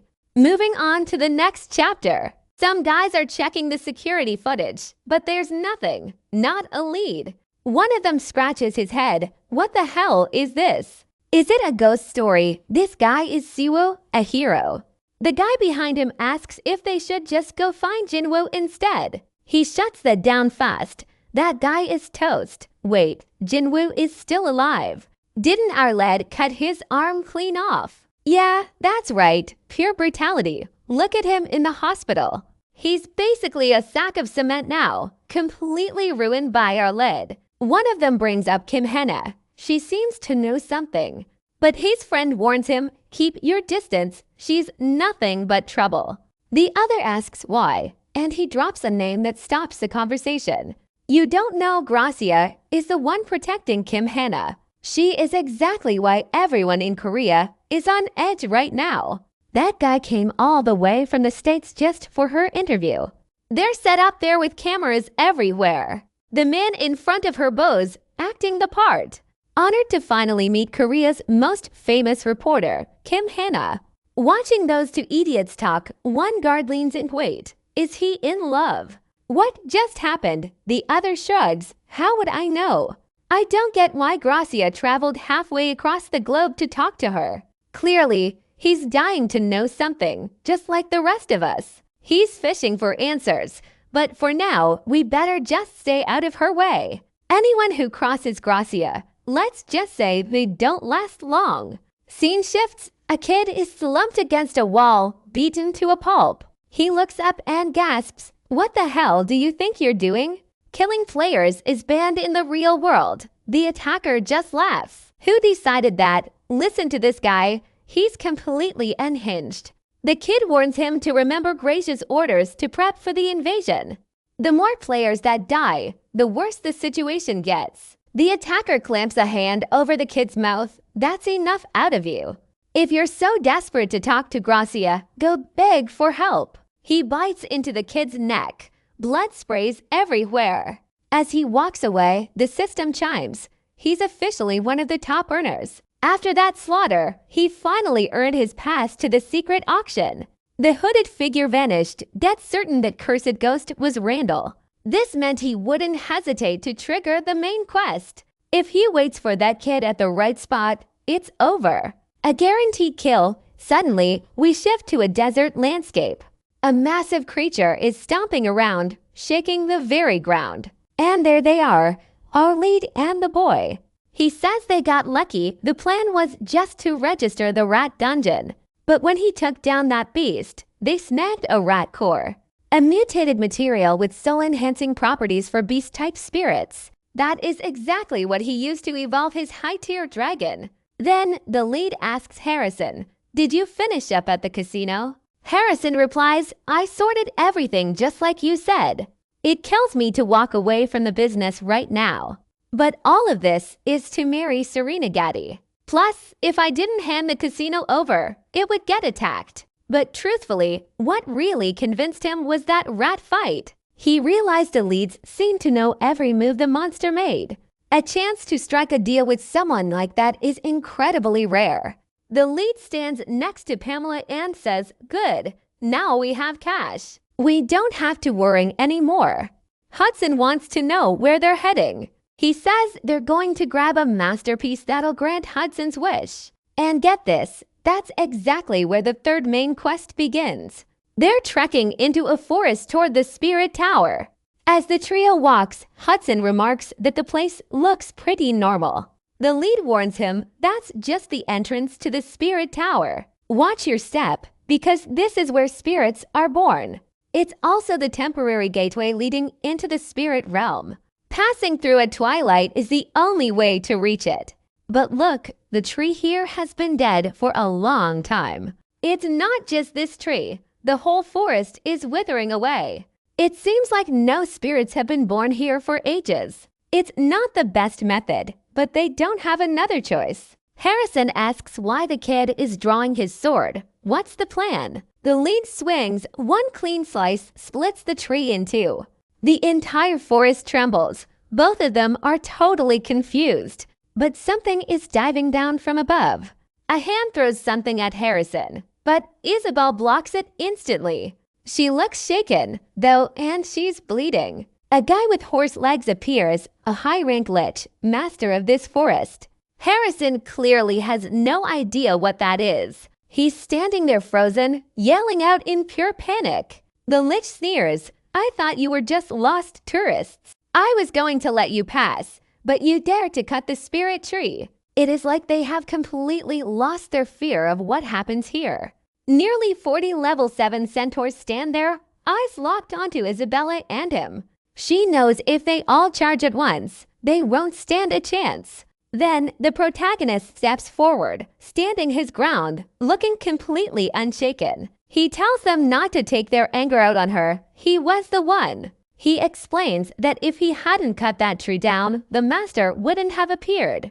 The forest master calls him crazy, claiming he has completely lost his mind. The hero just tells him to come down. He wants to talk. When the guy refuses, the hero asks a question that stops him cold. Does he really want to sit back and watch this entire forest wither away? The master is caught off guard, demanding to know what he is babbling about. The hero says he is here to revive the forest because it is dying. There are no spirits left here to bring life back to these woods. And if no spirits are being born, the master should know the truth. This place will vanish soon, and the master knows it better than anyone. If he opens the portal to the spirit tower, he will restore the forest. Gadred calls him a liar, telling him to stop making up fairy tales. Only those chosen can enter the spirit portal. How could a human do that?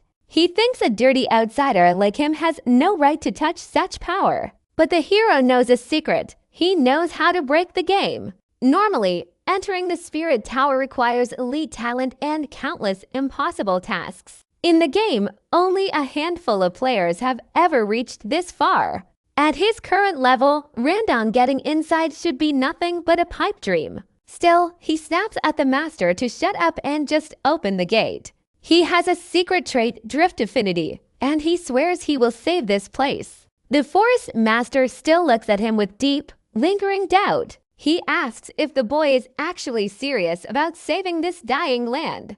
Everyone else is already cursing him, calling him a filthy, lying human. They are screaming for his blood, convinced he deserves nothing but death. The mob around them is howling, ready to rain down a storm of blows. The forest master just stares on, his expression completely unreadable and cold. Then, suddenly, he raises a hand, signaling the crowd to stop. The centaurs fall silent, looking absolutely stunned by their master's command. The master himself steps forward, coming face to face with the protagonist. He warns him that he had better be able to keep that promise. Randon looks him in the eye. He is certain. He never breaks his word. The master scoffs that he cannot defend the boy, given his history of lies. He says he is only allowing this because he wants to watch him fail. He will enjoy killing the boy with his own hands once he inevitably loses. They head to a pile of stones, the master leading the way. He explains that for a forest this far gone, this is the only way. They have to use the remains of the stone spirit to trigger the portal. He warns the kid that failure comes with a very steep price here. If he fails, he will instantly become nothing more than fertilizer for this forest. Randon just smirks. That sounds unfair. So what does he get if he wins? The forest master calls this a reward well earned, and then the quest pops up. Return the forest spirit and claim the title Friend of Cuthbert. Fail and he loses 30 honor points. Plus war with the forest begins. The master tells him to get ready, reaches out his hand, and speaks. The portal opens right now. A blinding flash erupts. Light everywhere. Everyone squints, shielding their eyes, as a gate to the tower manifests. Only those authorized by AI can step through. It is strictly restricted. Seems the little trio made it through because Randall is already across. He asks our main character if they have arrived at the Spirit Tower. Our hero says not yet. They are inside a spatial gate right now. Passing this point requires clearance from an authorized person, a key step. Then this tiny little fireball wearing a hat appears out of nowhere. Randall thinks it is just some spirit, like he should just grab it. Pick it up, bring it back to the forest. He finds it so cute. But our main character says no, he walks up to the little creature. It stares at him for a moment and senses the aura of a rich. He has been granted permission, clearly, thanks to his own unique traits. The tiny fire spirit asks if the others behind him are his friends. He says yes, they are. The creature asks if he trusts them. Dares he entrust his life to them? He answers yes, without hesitation. That is a lot of trust. The spirit decides to let them all in. But there is a catch. Each one must face their own individual challenge. Pamela says she will be right back. Poor Hudson is totally panicking out.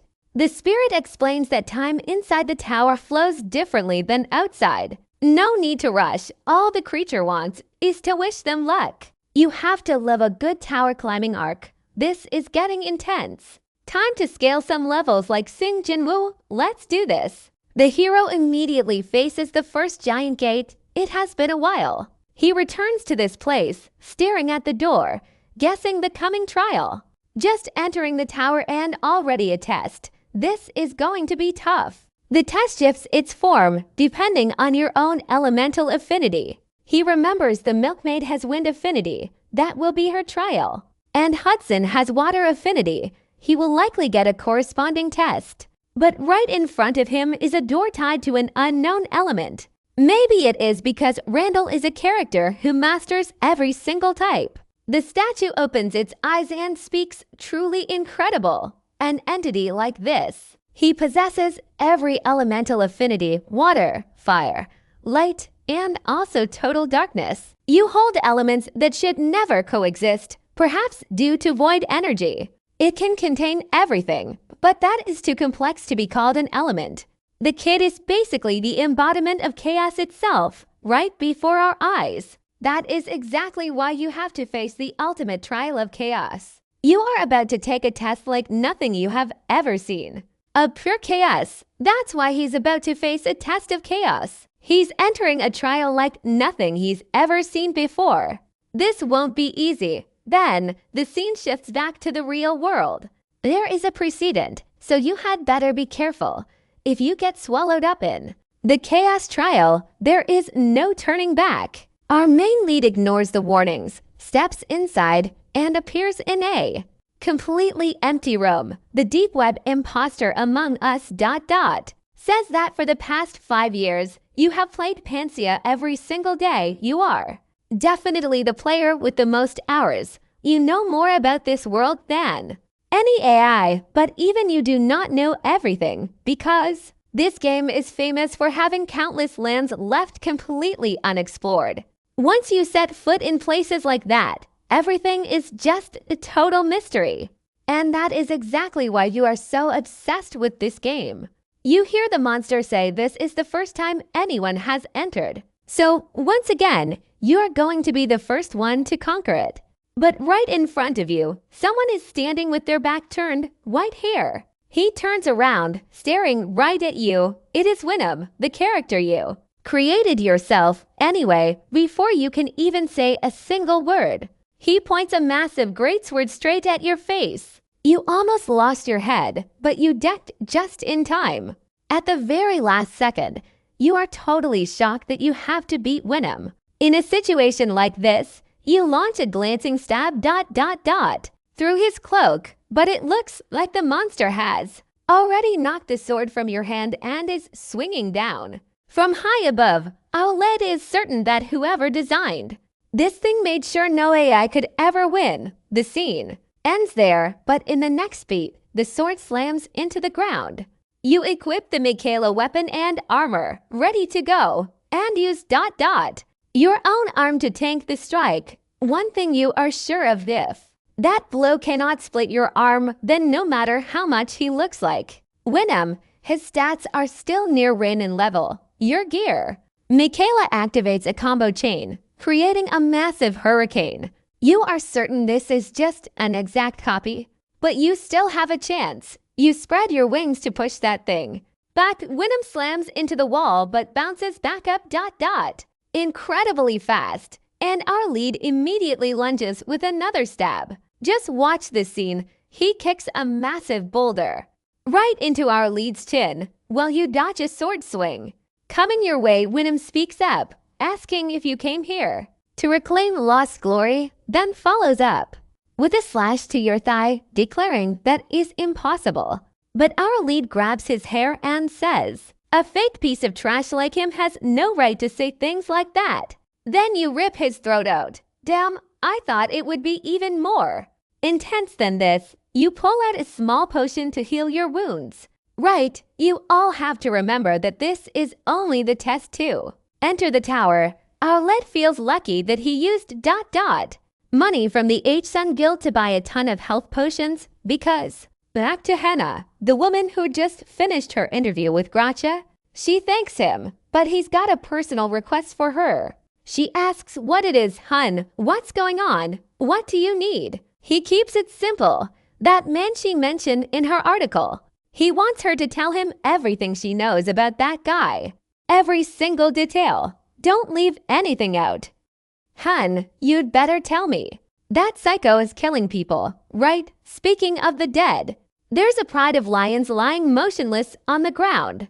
The main character just finished them off, one after another. He wonders how much time has passed. Must be at least 100 hours. He's starting to feel completely drained, just exhausted. He's lucky that after taking out the last few, nothing else spawned. Plus, it looks like there's nowhere left to climb.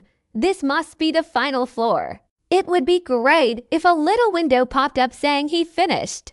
But suddenly, the bodies start to dissolve into pure energy. They swirl together, forming a floating mouth in midair. It says how strange. Chaos didn't work. Is he human or some kind of glitch? It's so weird anyone even made it this far. The main character realizes. That's the chaos spirit. He says, if you're here, I'm done with this. But that thing just opens its mouth and starts circling him. Laughing like a total maniac, it says it's ridiculous that he actually thinks he's finished the tower's trial. He hasn't even crossed the barrier yet. That's where it all begins. But this kid is already wiped out just from reaching this spot. Can he really make it? He should know this test was built to be impossible because just past that barrier, there are hundreds ... No, thousands of copies waiting for him. He should just give up now. He is never going to make it out of this alive. Beyond that barrier, there are hundreds, no, thousands of copies waiting. You should just give up now. You'll never survive what's coming for you. He hasn't finished the tower yet, but our lead keeps pushing forward, ignoring the chatter. He just keeps walking while that thing rambles on. Quit now, brat, it yells that tiny little chaos spirit. It just won't stop. Truly annoying, but he knows the real rewards depend entirely on his test results. Take the fire trial, clear that. You land a fire spirit and $1 million. You can probably guess what kind of spirit waits in the wine trial, right? So what does he actually get? Spirit eggs are already incredibly rare. Any class at all is a huge deal, a reward anyone would kill for. But imagine if he actually manages to snag that legendary chaos spirit. He keeps walking from the shadows. That thing screams this is his last shot. It warns he will regret this, but he finally fires back. You said there are tens of thousands of these things, so fine. This fight might be tough. Maybe he burned through all his potions, but thanks to those early battles. Wait, what did he get? How? What kind of twisted constellation is this? Even the main character looks confused, but he decides to roll with it. I have memorized the techniques. Everything feels easy now. I won't even need any potions to take this thing down. If there were thousands of them, I would just repeat those same moves thousands of times. The spirit looks like an emoji and smiles. It never expected this idiot to accept the challenge for such a ridiculous reason, but that is the kind of fool it actually likes. Walking through, he finds himself back where he started. You reached the tower peak, completed the mission. Turns out it was just playing to see if he would quit. Then a tiny fire spirit appears to congratulate him. It says he and all his teammates are still alive. The main character asks if the test had only just begun. Was it all a lie? The spirit confirms if he had accepted what Chaos said, or perhaps signed a contract there, he would be trapped forever. He only won because he never stopped pushing forward. The kid is clearly losing his mind, but the spirit tells him to hold out his hand and claim his reward. Energy forms a stream. A message appears. You have cleared the Tower of Chaos. This kid is greedy. He thinks getting a chaos egg is nothing special. He wanted something better than that, but that is exactly what he gets, an egg from the chaos spirit itself. He looks surprised. It carries the traits of the divine clan. Wait, what? Chaos and divine traits mixed together. This strange blend, with tiny angel wings and chaotic scribbles, it morphs into a ball of feathers, a spirit egg. An unidentified egg falling down from the divine realm. He knows the divine clan are creatures living in the sky. But what does that have to do with his own traits? Maybe spending all those points is connected to the divine clan. He asks the spirit, Little Orb, do you know what this is? It replies that beyond it not being common, it is clueless. But even the Spirit King seems interested in it. The Spirit King is clearly one of the most powerful beings here. An entity that governs the rules in Pangea. If he is interested, it clearly has huge value. Now watch this. Things are about to get weird. He is curious about what it is, but there is no way to find out yet. He puts it in his inventory and decides to hatch it after mission 3. Tower climbing completed. Excellent as always. He gains the luck of the constellations, and his rewards are enhanced. This constellation is excited for your adventure, licking its lips. It improves what you received. What? What kind of twisted constellation is this? The main character is a bit confused, but whatever. If the constellations are showing interest, what he gets will be good. If the constellations are this interested, the payout is bound to be good. He tried every potion, but everything failed, leaving the family treasury in ruins. The Lord had to borrow from everywhere until finally, it all just collapsed. That is exactly what matters most in Pangea. It works a lot like spirit companions. As a player, you lose nothing if you have no bond with them, but you can gain so much if they actually start to favor you. A new notification pops up. The rewards are insane thanks to the constellations, and he gets to pick 2 out of 20 listed items. A moment later, Isabella and Hudson finish their trials and appear. Isabella claims her spirit egg and Hudson gets his water type egg, since the number of spirits you get is random, and Isabella actually got 2. They decide to give 1 to him. With that, he offers a smile. It looks a bit forced, but he knows it is enough to help the forest recover its life. In return, the elder gives our hero their best elixir, a rare plant known as mandrake. It is a 1,000-year-old herb packed with the forest's vital energy. Though it does not look like much to the eye, Isabella seems surprised since she is the one holding the item, having been the one to deliver.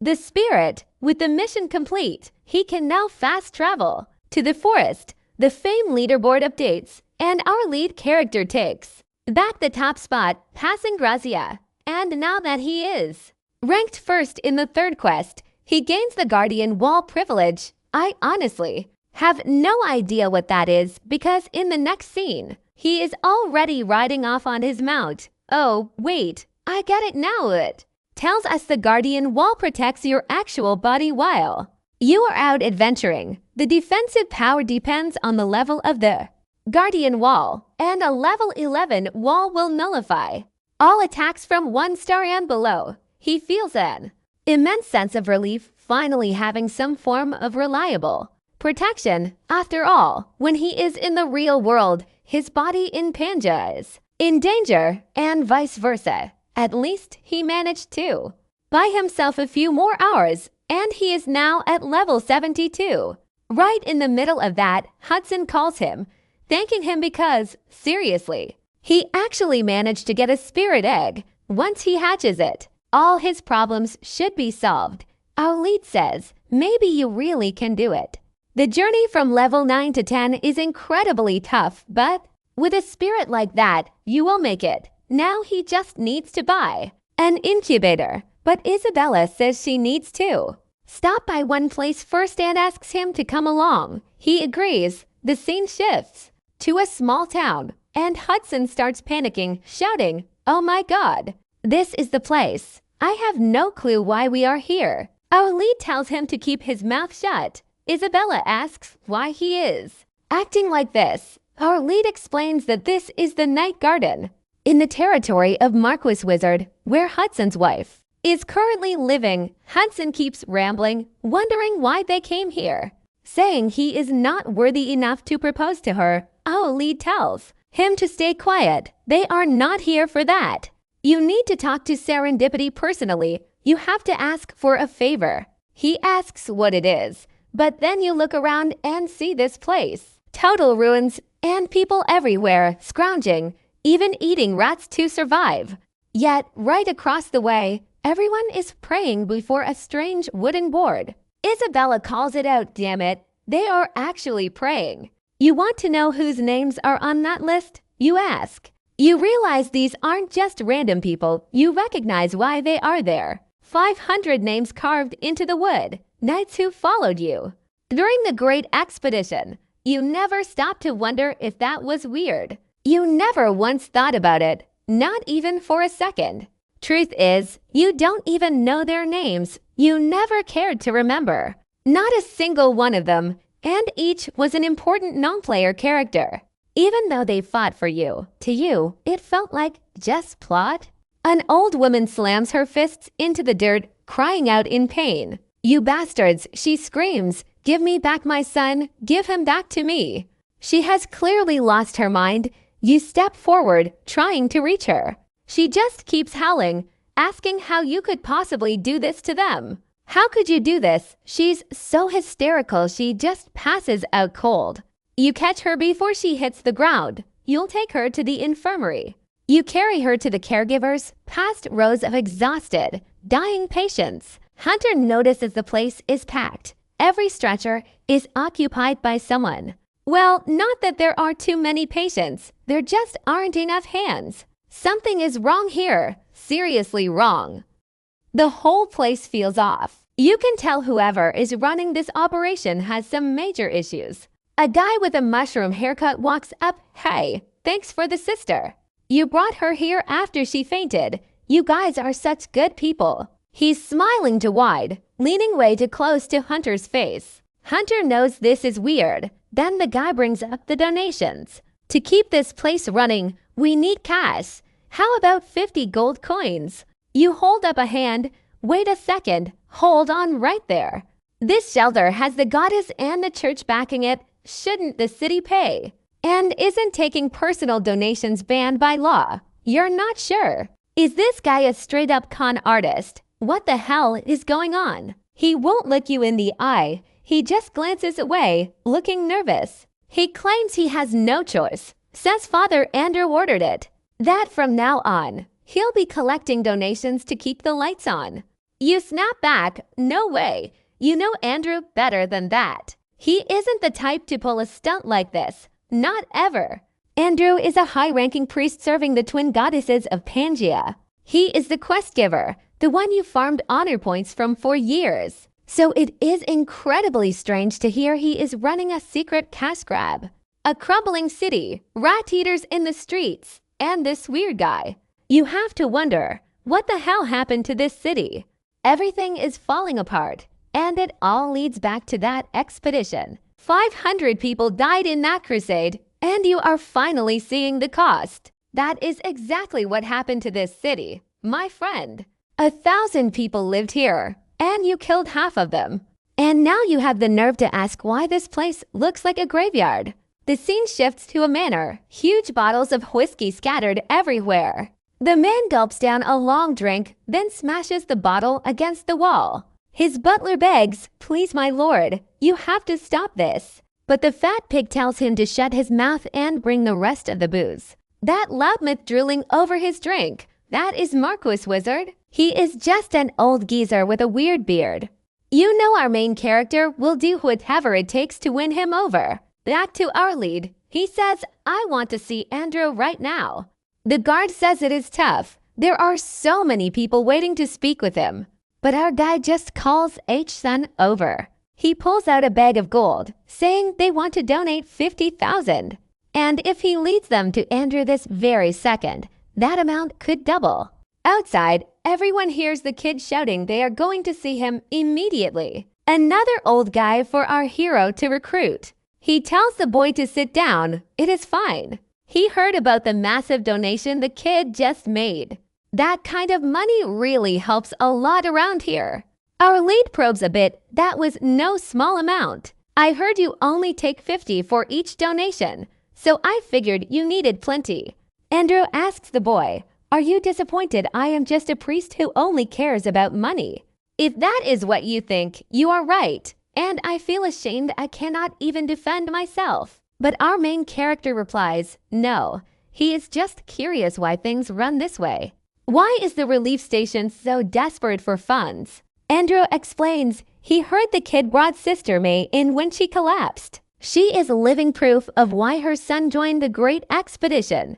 And he never came back. Since then, she lives with that agony every single day, always blaming herself, saying she should have stopped him. But she could not, and like her, so many friends and siblings lost their families. Countless knights died because everyone admired Wyndham and gave everything for him. But not a single one survived. Because of all the losses and the costs of that war, the city is falling apart. And it gets worse. The real trouble started when Serengeti returned. My God, she came back with both her legs missing. Everyone tried to heal her, but it was all for nothing. The Lord searched for every elixir imaginable, but even that failed. So the finances, already in the gutter, just completely collapsed. The Lord had to borrow from everywhere, and now everything is finished. He is broken, drowning in alcohol, so obviously this is where he ended up. Broken and drowning in alcohol. The guy was a shell of his former self. Still, serendipity rose to become a transcendent star with his help. Back when she followed Wyndham, she even reached the peak of the continent. The wizard family stabilized and became one of the strongest forces around. All the city subsidies that used to keep the church afloat have vanished. That is exactly why they had to swallow their pride and start begging. They are completely out of staff, out of hospital beds, and out of supplies. The main character looks confused. Wait, Serengeti actually collapsed. Was it physical? What on earth happened to her? Andrew sighs, explaining that if it were just a common illness, they would have cured her by now. It seems like she has been truly cursed, but this is something that even a priest like him is powerless to break. The main character senses an opportunity here. After all, he was the one who managed to shatter Isabella's curse before. He thanks Andrew for his hospitality and says he will take care of the problem himself. Andrew calls out, "Wait, son, there is no way the Lord is going to see you now. Just wait a few days and thanks to your donation, I can arrange a meeting." But the main character insists there is no need to worry. He can handle the arrangements. Besides, the donation has already been handed over. Suddenly, a loud commotion erupts. Someone throws the door open, demanding to know who donated that insane amount of money. The main character immediately turns to Andrew. "See? I told you they would show up the moment the cash hit their accounts." As he steps out, Andrew expresses his sincere gratitude for everything the boy has done. Our guy just shrugs it off, saying the money doesn't matter much. But Andrew shakes his head. "I am not thanking you for the gold. I am thanking you for helping Sister May." The boy smiles and says it is always a pleasure to run into you, Andrew. The old priest just stands there, stunned. It is always a pleasure. What does he mean by that? Has this kid met him somewhere before? The scene shifts to the castle gates where the main character and his friends wait. He heads inside to face the Lord, who seems to have sobered up instantly. Just a second ago he was completely wasted, but now he is ice cold. He stares down the boy to see if this is truly the person who threw away a fortune on the church. Is he some kind of traveling merchant? But he doesn't seem to be carrying any cargo.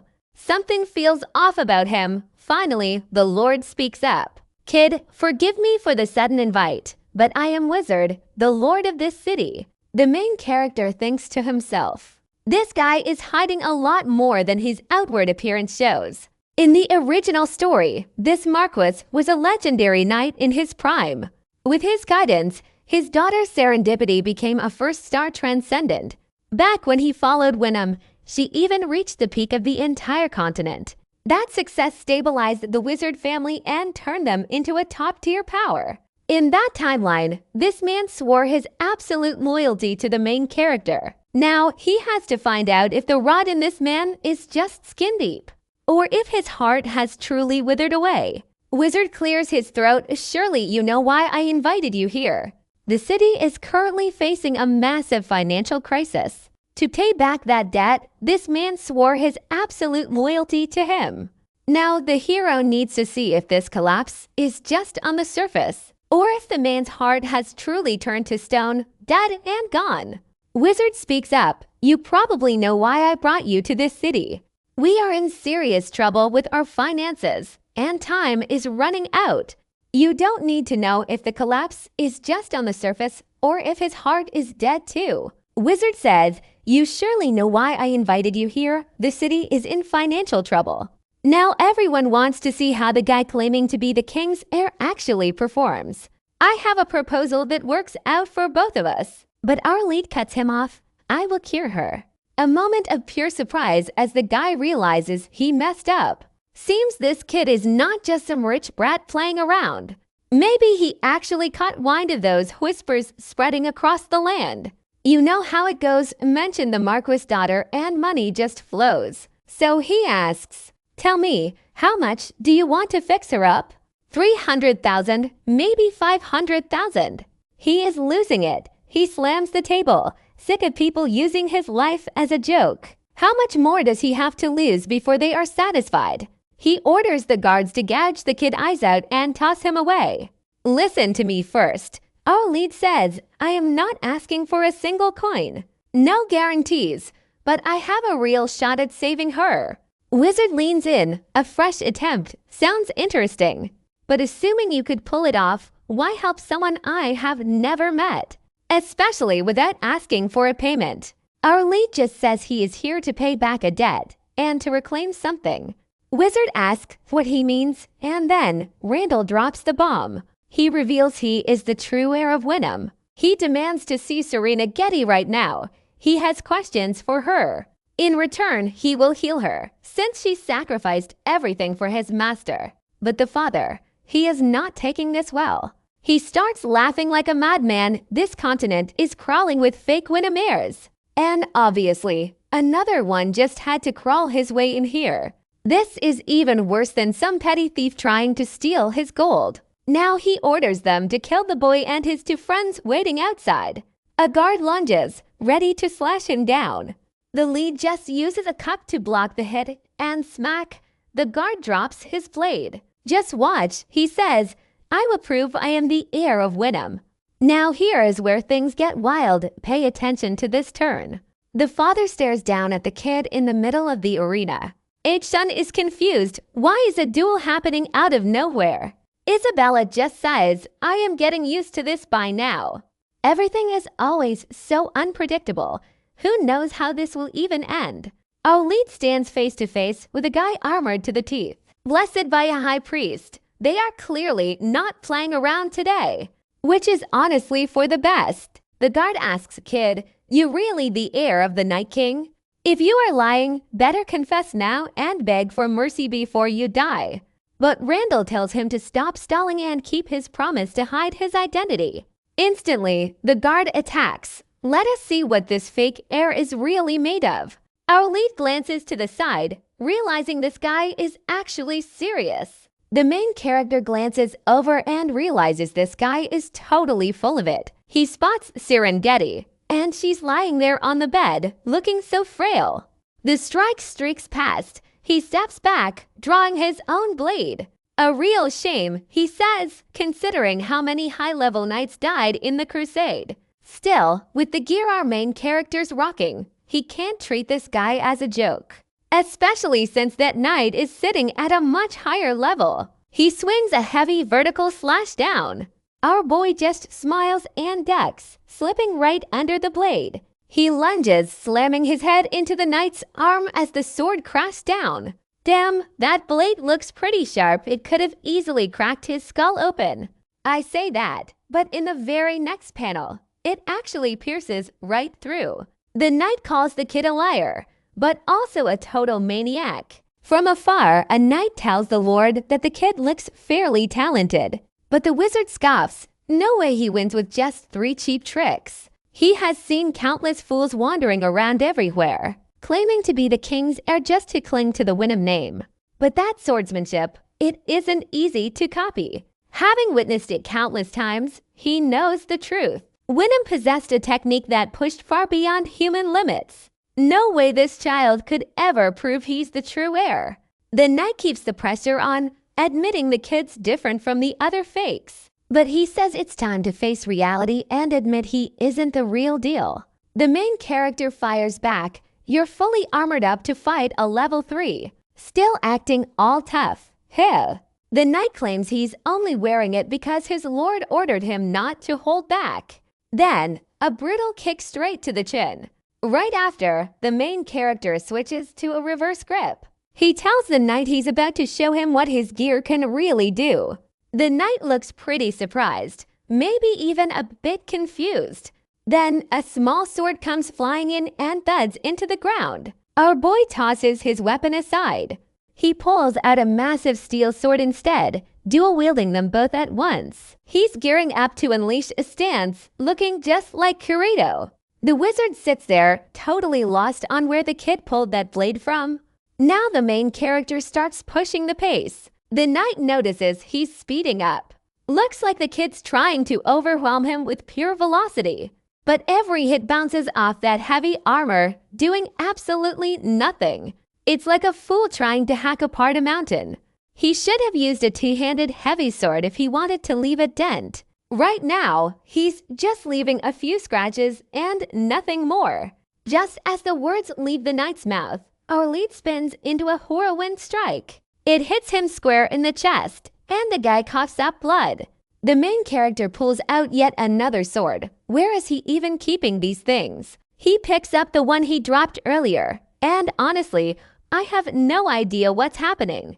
But our boy is building up his aura, ready for the finish. He declares he'll show him what the title of King Knight really means. The scene shifts, and he's just standing there. He stares, remembering exactly how he nailed that spirit exam. He had to pick 2 items out of a 20-piece stash. Piles of gear, demon-slaying swords, heavy steel helmets, massive gauntlets, the destroyer gloves, and that massive steel blade, those even boosty XP. The stats on that gear, honestly, pretty mediocre. But the set bonus, that's the real game changer right there. Since he's already rocking Michaela's armor bonus, he thought, why not double up?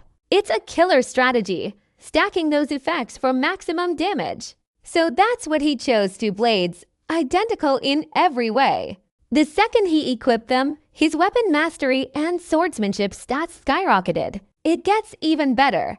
The star successor can tap into a predecessor's memories. Once he hits level 10 in sword mastery, he unlocks their past life. The system chimes in. He's actually channeling part of King Wynnum's own technique. Wait, King Wynnum, is that even possible? And does it even help? Probably not much, but it's putting some serious heat on that knight. The guy's losing it, already nursing a nasty slash right across his neck. He's scrambling, trying to figure out what kind of impossible martial art this is. The flow of the fight has shifted, and he needs to end this. But how? Every move he makes is met with a storm of endless slashes. If he turtles up, the kid's speed will just break his guard eventually. And if he tries to counter, the kid just lunges, dual-wielding to pin him down. He's off balance, completely spiraling, unable to grasp how a skill like this exists. Now the knight is totally at his mercy, pure, condensed sword intent. You see Harrison, Isabel, and the wizard, even they are absolutely glued to this. They can't look away from a single move the boy makes. Even the knight's focus is snapping. He's seeing the true sword style of a king. This is the world-ending attack they only read about in legends. The knight panics, his sword clattering to the floor in total defeat. One final swipe across his throat. He gives up, crumbling to the ground. Honestly, I thought the main character might just finish him off without a second thought. That would have been brutal, but he just pivots, turning to the wizard. He asks point blank if they need any more proof of his strength. The wizard is speechless, finally admitting that they are officially sold. From now on, the boy is going to be treated with absolute royalty. He's truly the king of beasts, and in the next chapter, things get weird. We finally see Serengeti, looking completely wasted, just lying there in bed. The demon was just fat a second ago, and now he looks like a skeleton. He's standing there moaning about how he tried every single cure in the book. He even wasted a fortune on miracle potions, but nothing seems to work. They called in the priests, but they all had the same grim warning. The demon is back to being plump again. A second ago he looked completely hollow. And now he's just standing there, whining about how he's tried everything. He claims all these supposed miracle cures failed, that nothing could save her. It's all a lie, and you can tell he hasn't even tried to help. They called in the monks, but every single one of them had a warning. This curse, it's something absolutely terrifying. The main character activates his sage ability, and instantly, he's certain. She's suffering from a demon king's curse. Everything clicks now. No wonder even the emperor's own priest couldn't do a thing. The only chance, an exorcism, but it needs stellar energy, not holy power. Wizard asks the kid if he can really pull off a cure. He says there's one way, but he can't guarantee it'll even work. Still, it's their only shot. Her body starts to glow. Stellar energy gathers right on the wizard's forehead. He can feel that strange energy pulsing, but damn, the main character. He's burning through his own stellar energy, and the system is screaming. It warns him he's short on power to break a demon king's curse. He might be running low, but at least he manages to suppress it. Just for a little while. It's incredibly hard to pull her back. She starts to open her eyes, asking where she even is. Wizard freaks out, immediately pulling his daughter into a tight hug. He's desperate, asking if she's really awake. She turns her head. Her face is gaunt, skeletal, as he keeps asking if she recognizes him. She whispers Hassan, and he answers, "That's right, it's me, Hassan." But then she just asks who Hassan is. Well, that's awkward.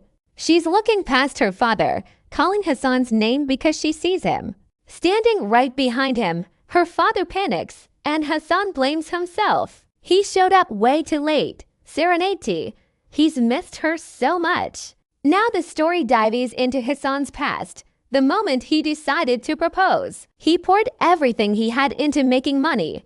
He wanted to be her everything. If she lost her legs, he'd be them, anything she could ever need.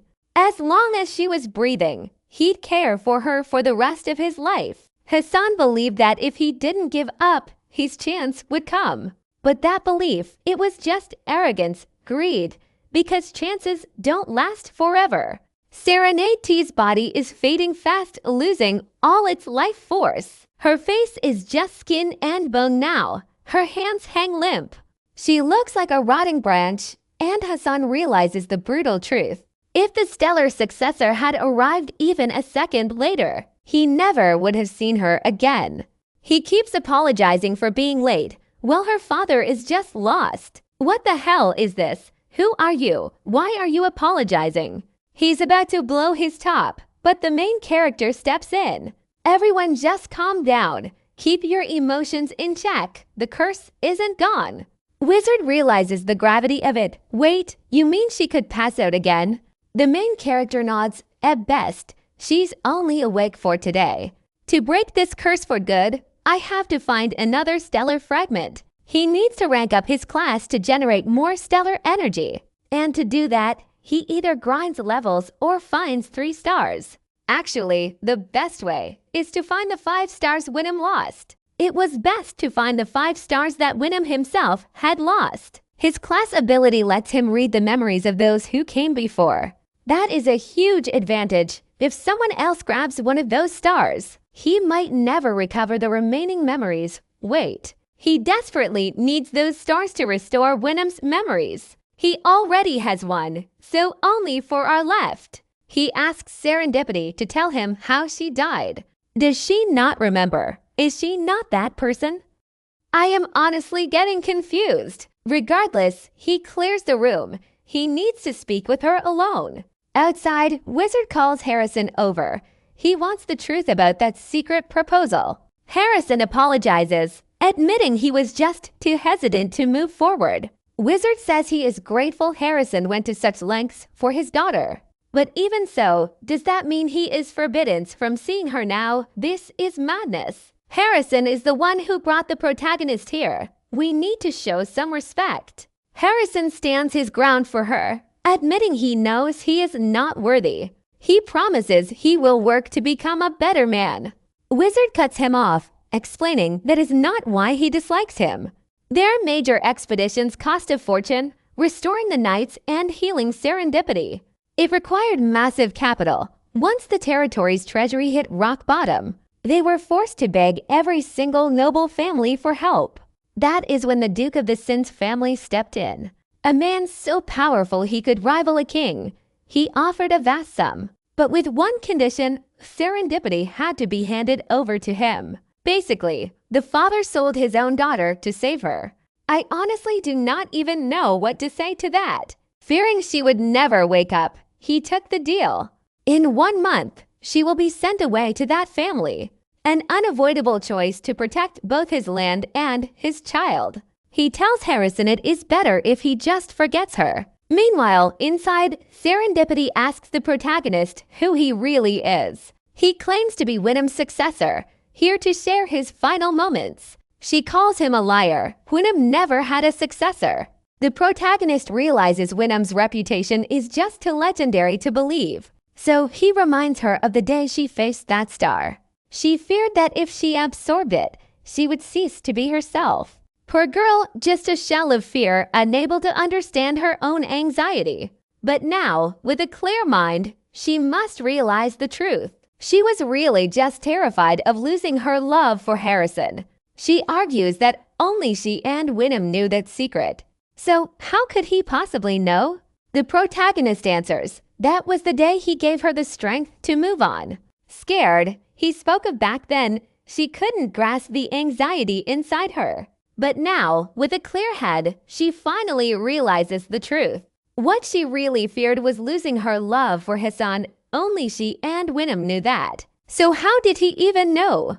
Then the main character answers, that was the day I encouraged you, she recalls. Anna screams out at Serengeti, move it, you idiot. Stop stalling, he kicks her, sending her flying. That's when it hits her. She realizes he isn't just some successor. Through her tears, she asks, are you really Winham? And he drops the reveal, look at me. I know I look different now. A lot has changed, but yeah, it is me. Since the main character is just a player, he doesn't recall their exact chat. Back then, he just spammed 26 emojis, then kicked her out of sight. But with these new memories flooding back, he remembers that moment vividly, including how she hesitated. Even so, those words and that drive, that wasn't really him. That was just the personality of the character he built, nothing more. What a mess, she mutters. He wasn't the type to chat with just anyone.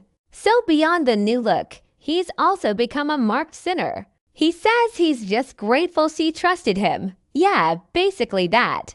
She warns him to be incredibly careful around the hunters, people roaming around specifically to kill players like him. He gets it, players keep their memories after death as sinners. NPCs called hunters despise this type of person more than anything. He has a question about his final moments back in the game. That day, he was certain he took down the Demon King. He unleashed the path of light, piercing straight through the monster core. The beast began to crumble, but in that last second, it just stopped. That was when his consciousness cut out and the game ended. It was way too abrupt. He needs the truth. What happened after? The next chapter reveals a bit more about that invasion force. Our lead was leading to 100,000 elite soldiers, every one of them aiming to be the hero who kills the Demon King. With all the intel they had, they prepped the most meticulous campaign. Theoretically, it was flawless. It should have worked. Everything should have been perfect. Then we see Serengeti kneeling. Amidst a pile of corpses, a saintly nun begs them to keep moving. She sacrificed her life for that final blessing. Another soldier, body completely torn apart, says it's bitter. But he knows his limit ends right here. Someone else, their body melting into the earth, screams out. There is no time left. They have to keep pushing forward. So they keep moving, charging ahead, leaving everyone else behind. But it's not like they just abandoned them. They were already dead.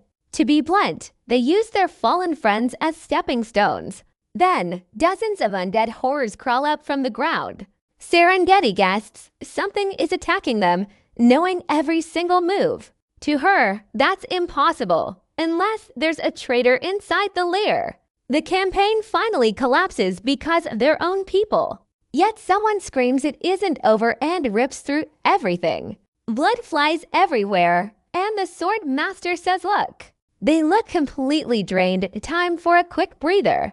Because for the Serengeti Demon King, this will all end soon. He moves like a god walking the earth. Just watch him charge. You almost feel bad for the demons with just one single swing. He shatters everything, literally reshaping the entire battlefield beneath them. In her moment of deepest despair, he cuts through it all like nothing. She asks why he does this. Her body has already healed up. He claims he is only helping her recover, just standard support. But with everything in ruins, is there even anyone left alive? She says besides them and the others who retreated to the entrance, everyone else is pretty much wiped out. A total loss. The main character tells her she has to survive and make it back. Nights spent crying, wishing she could find Hudson again.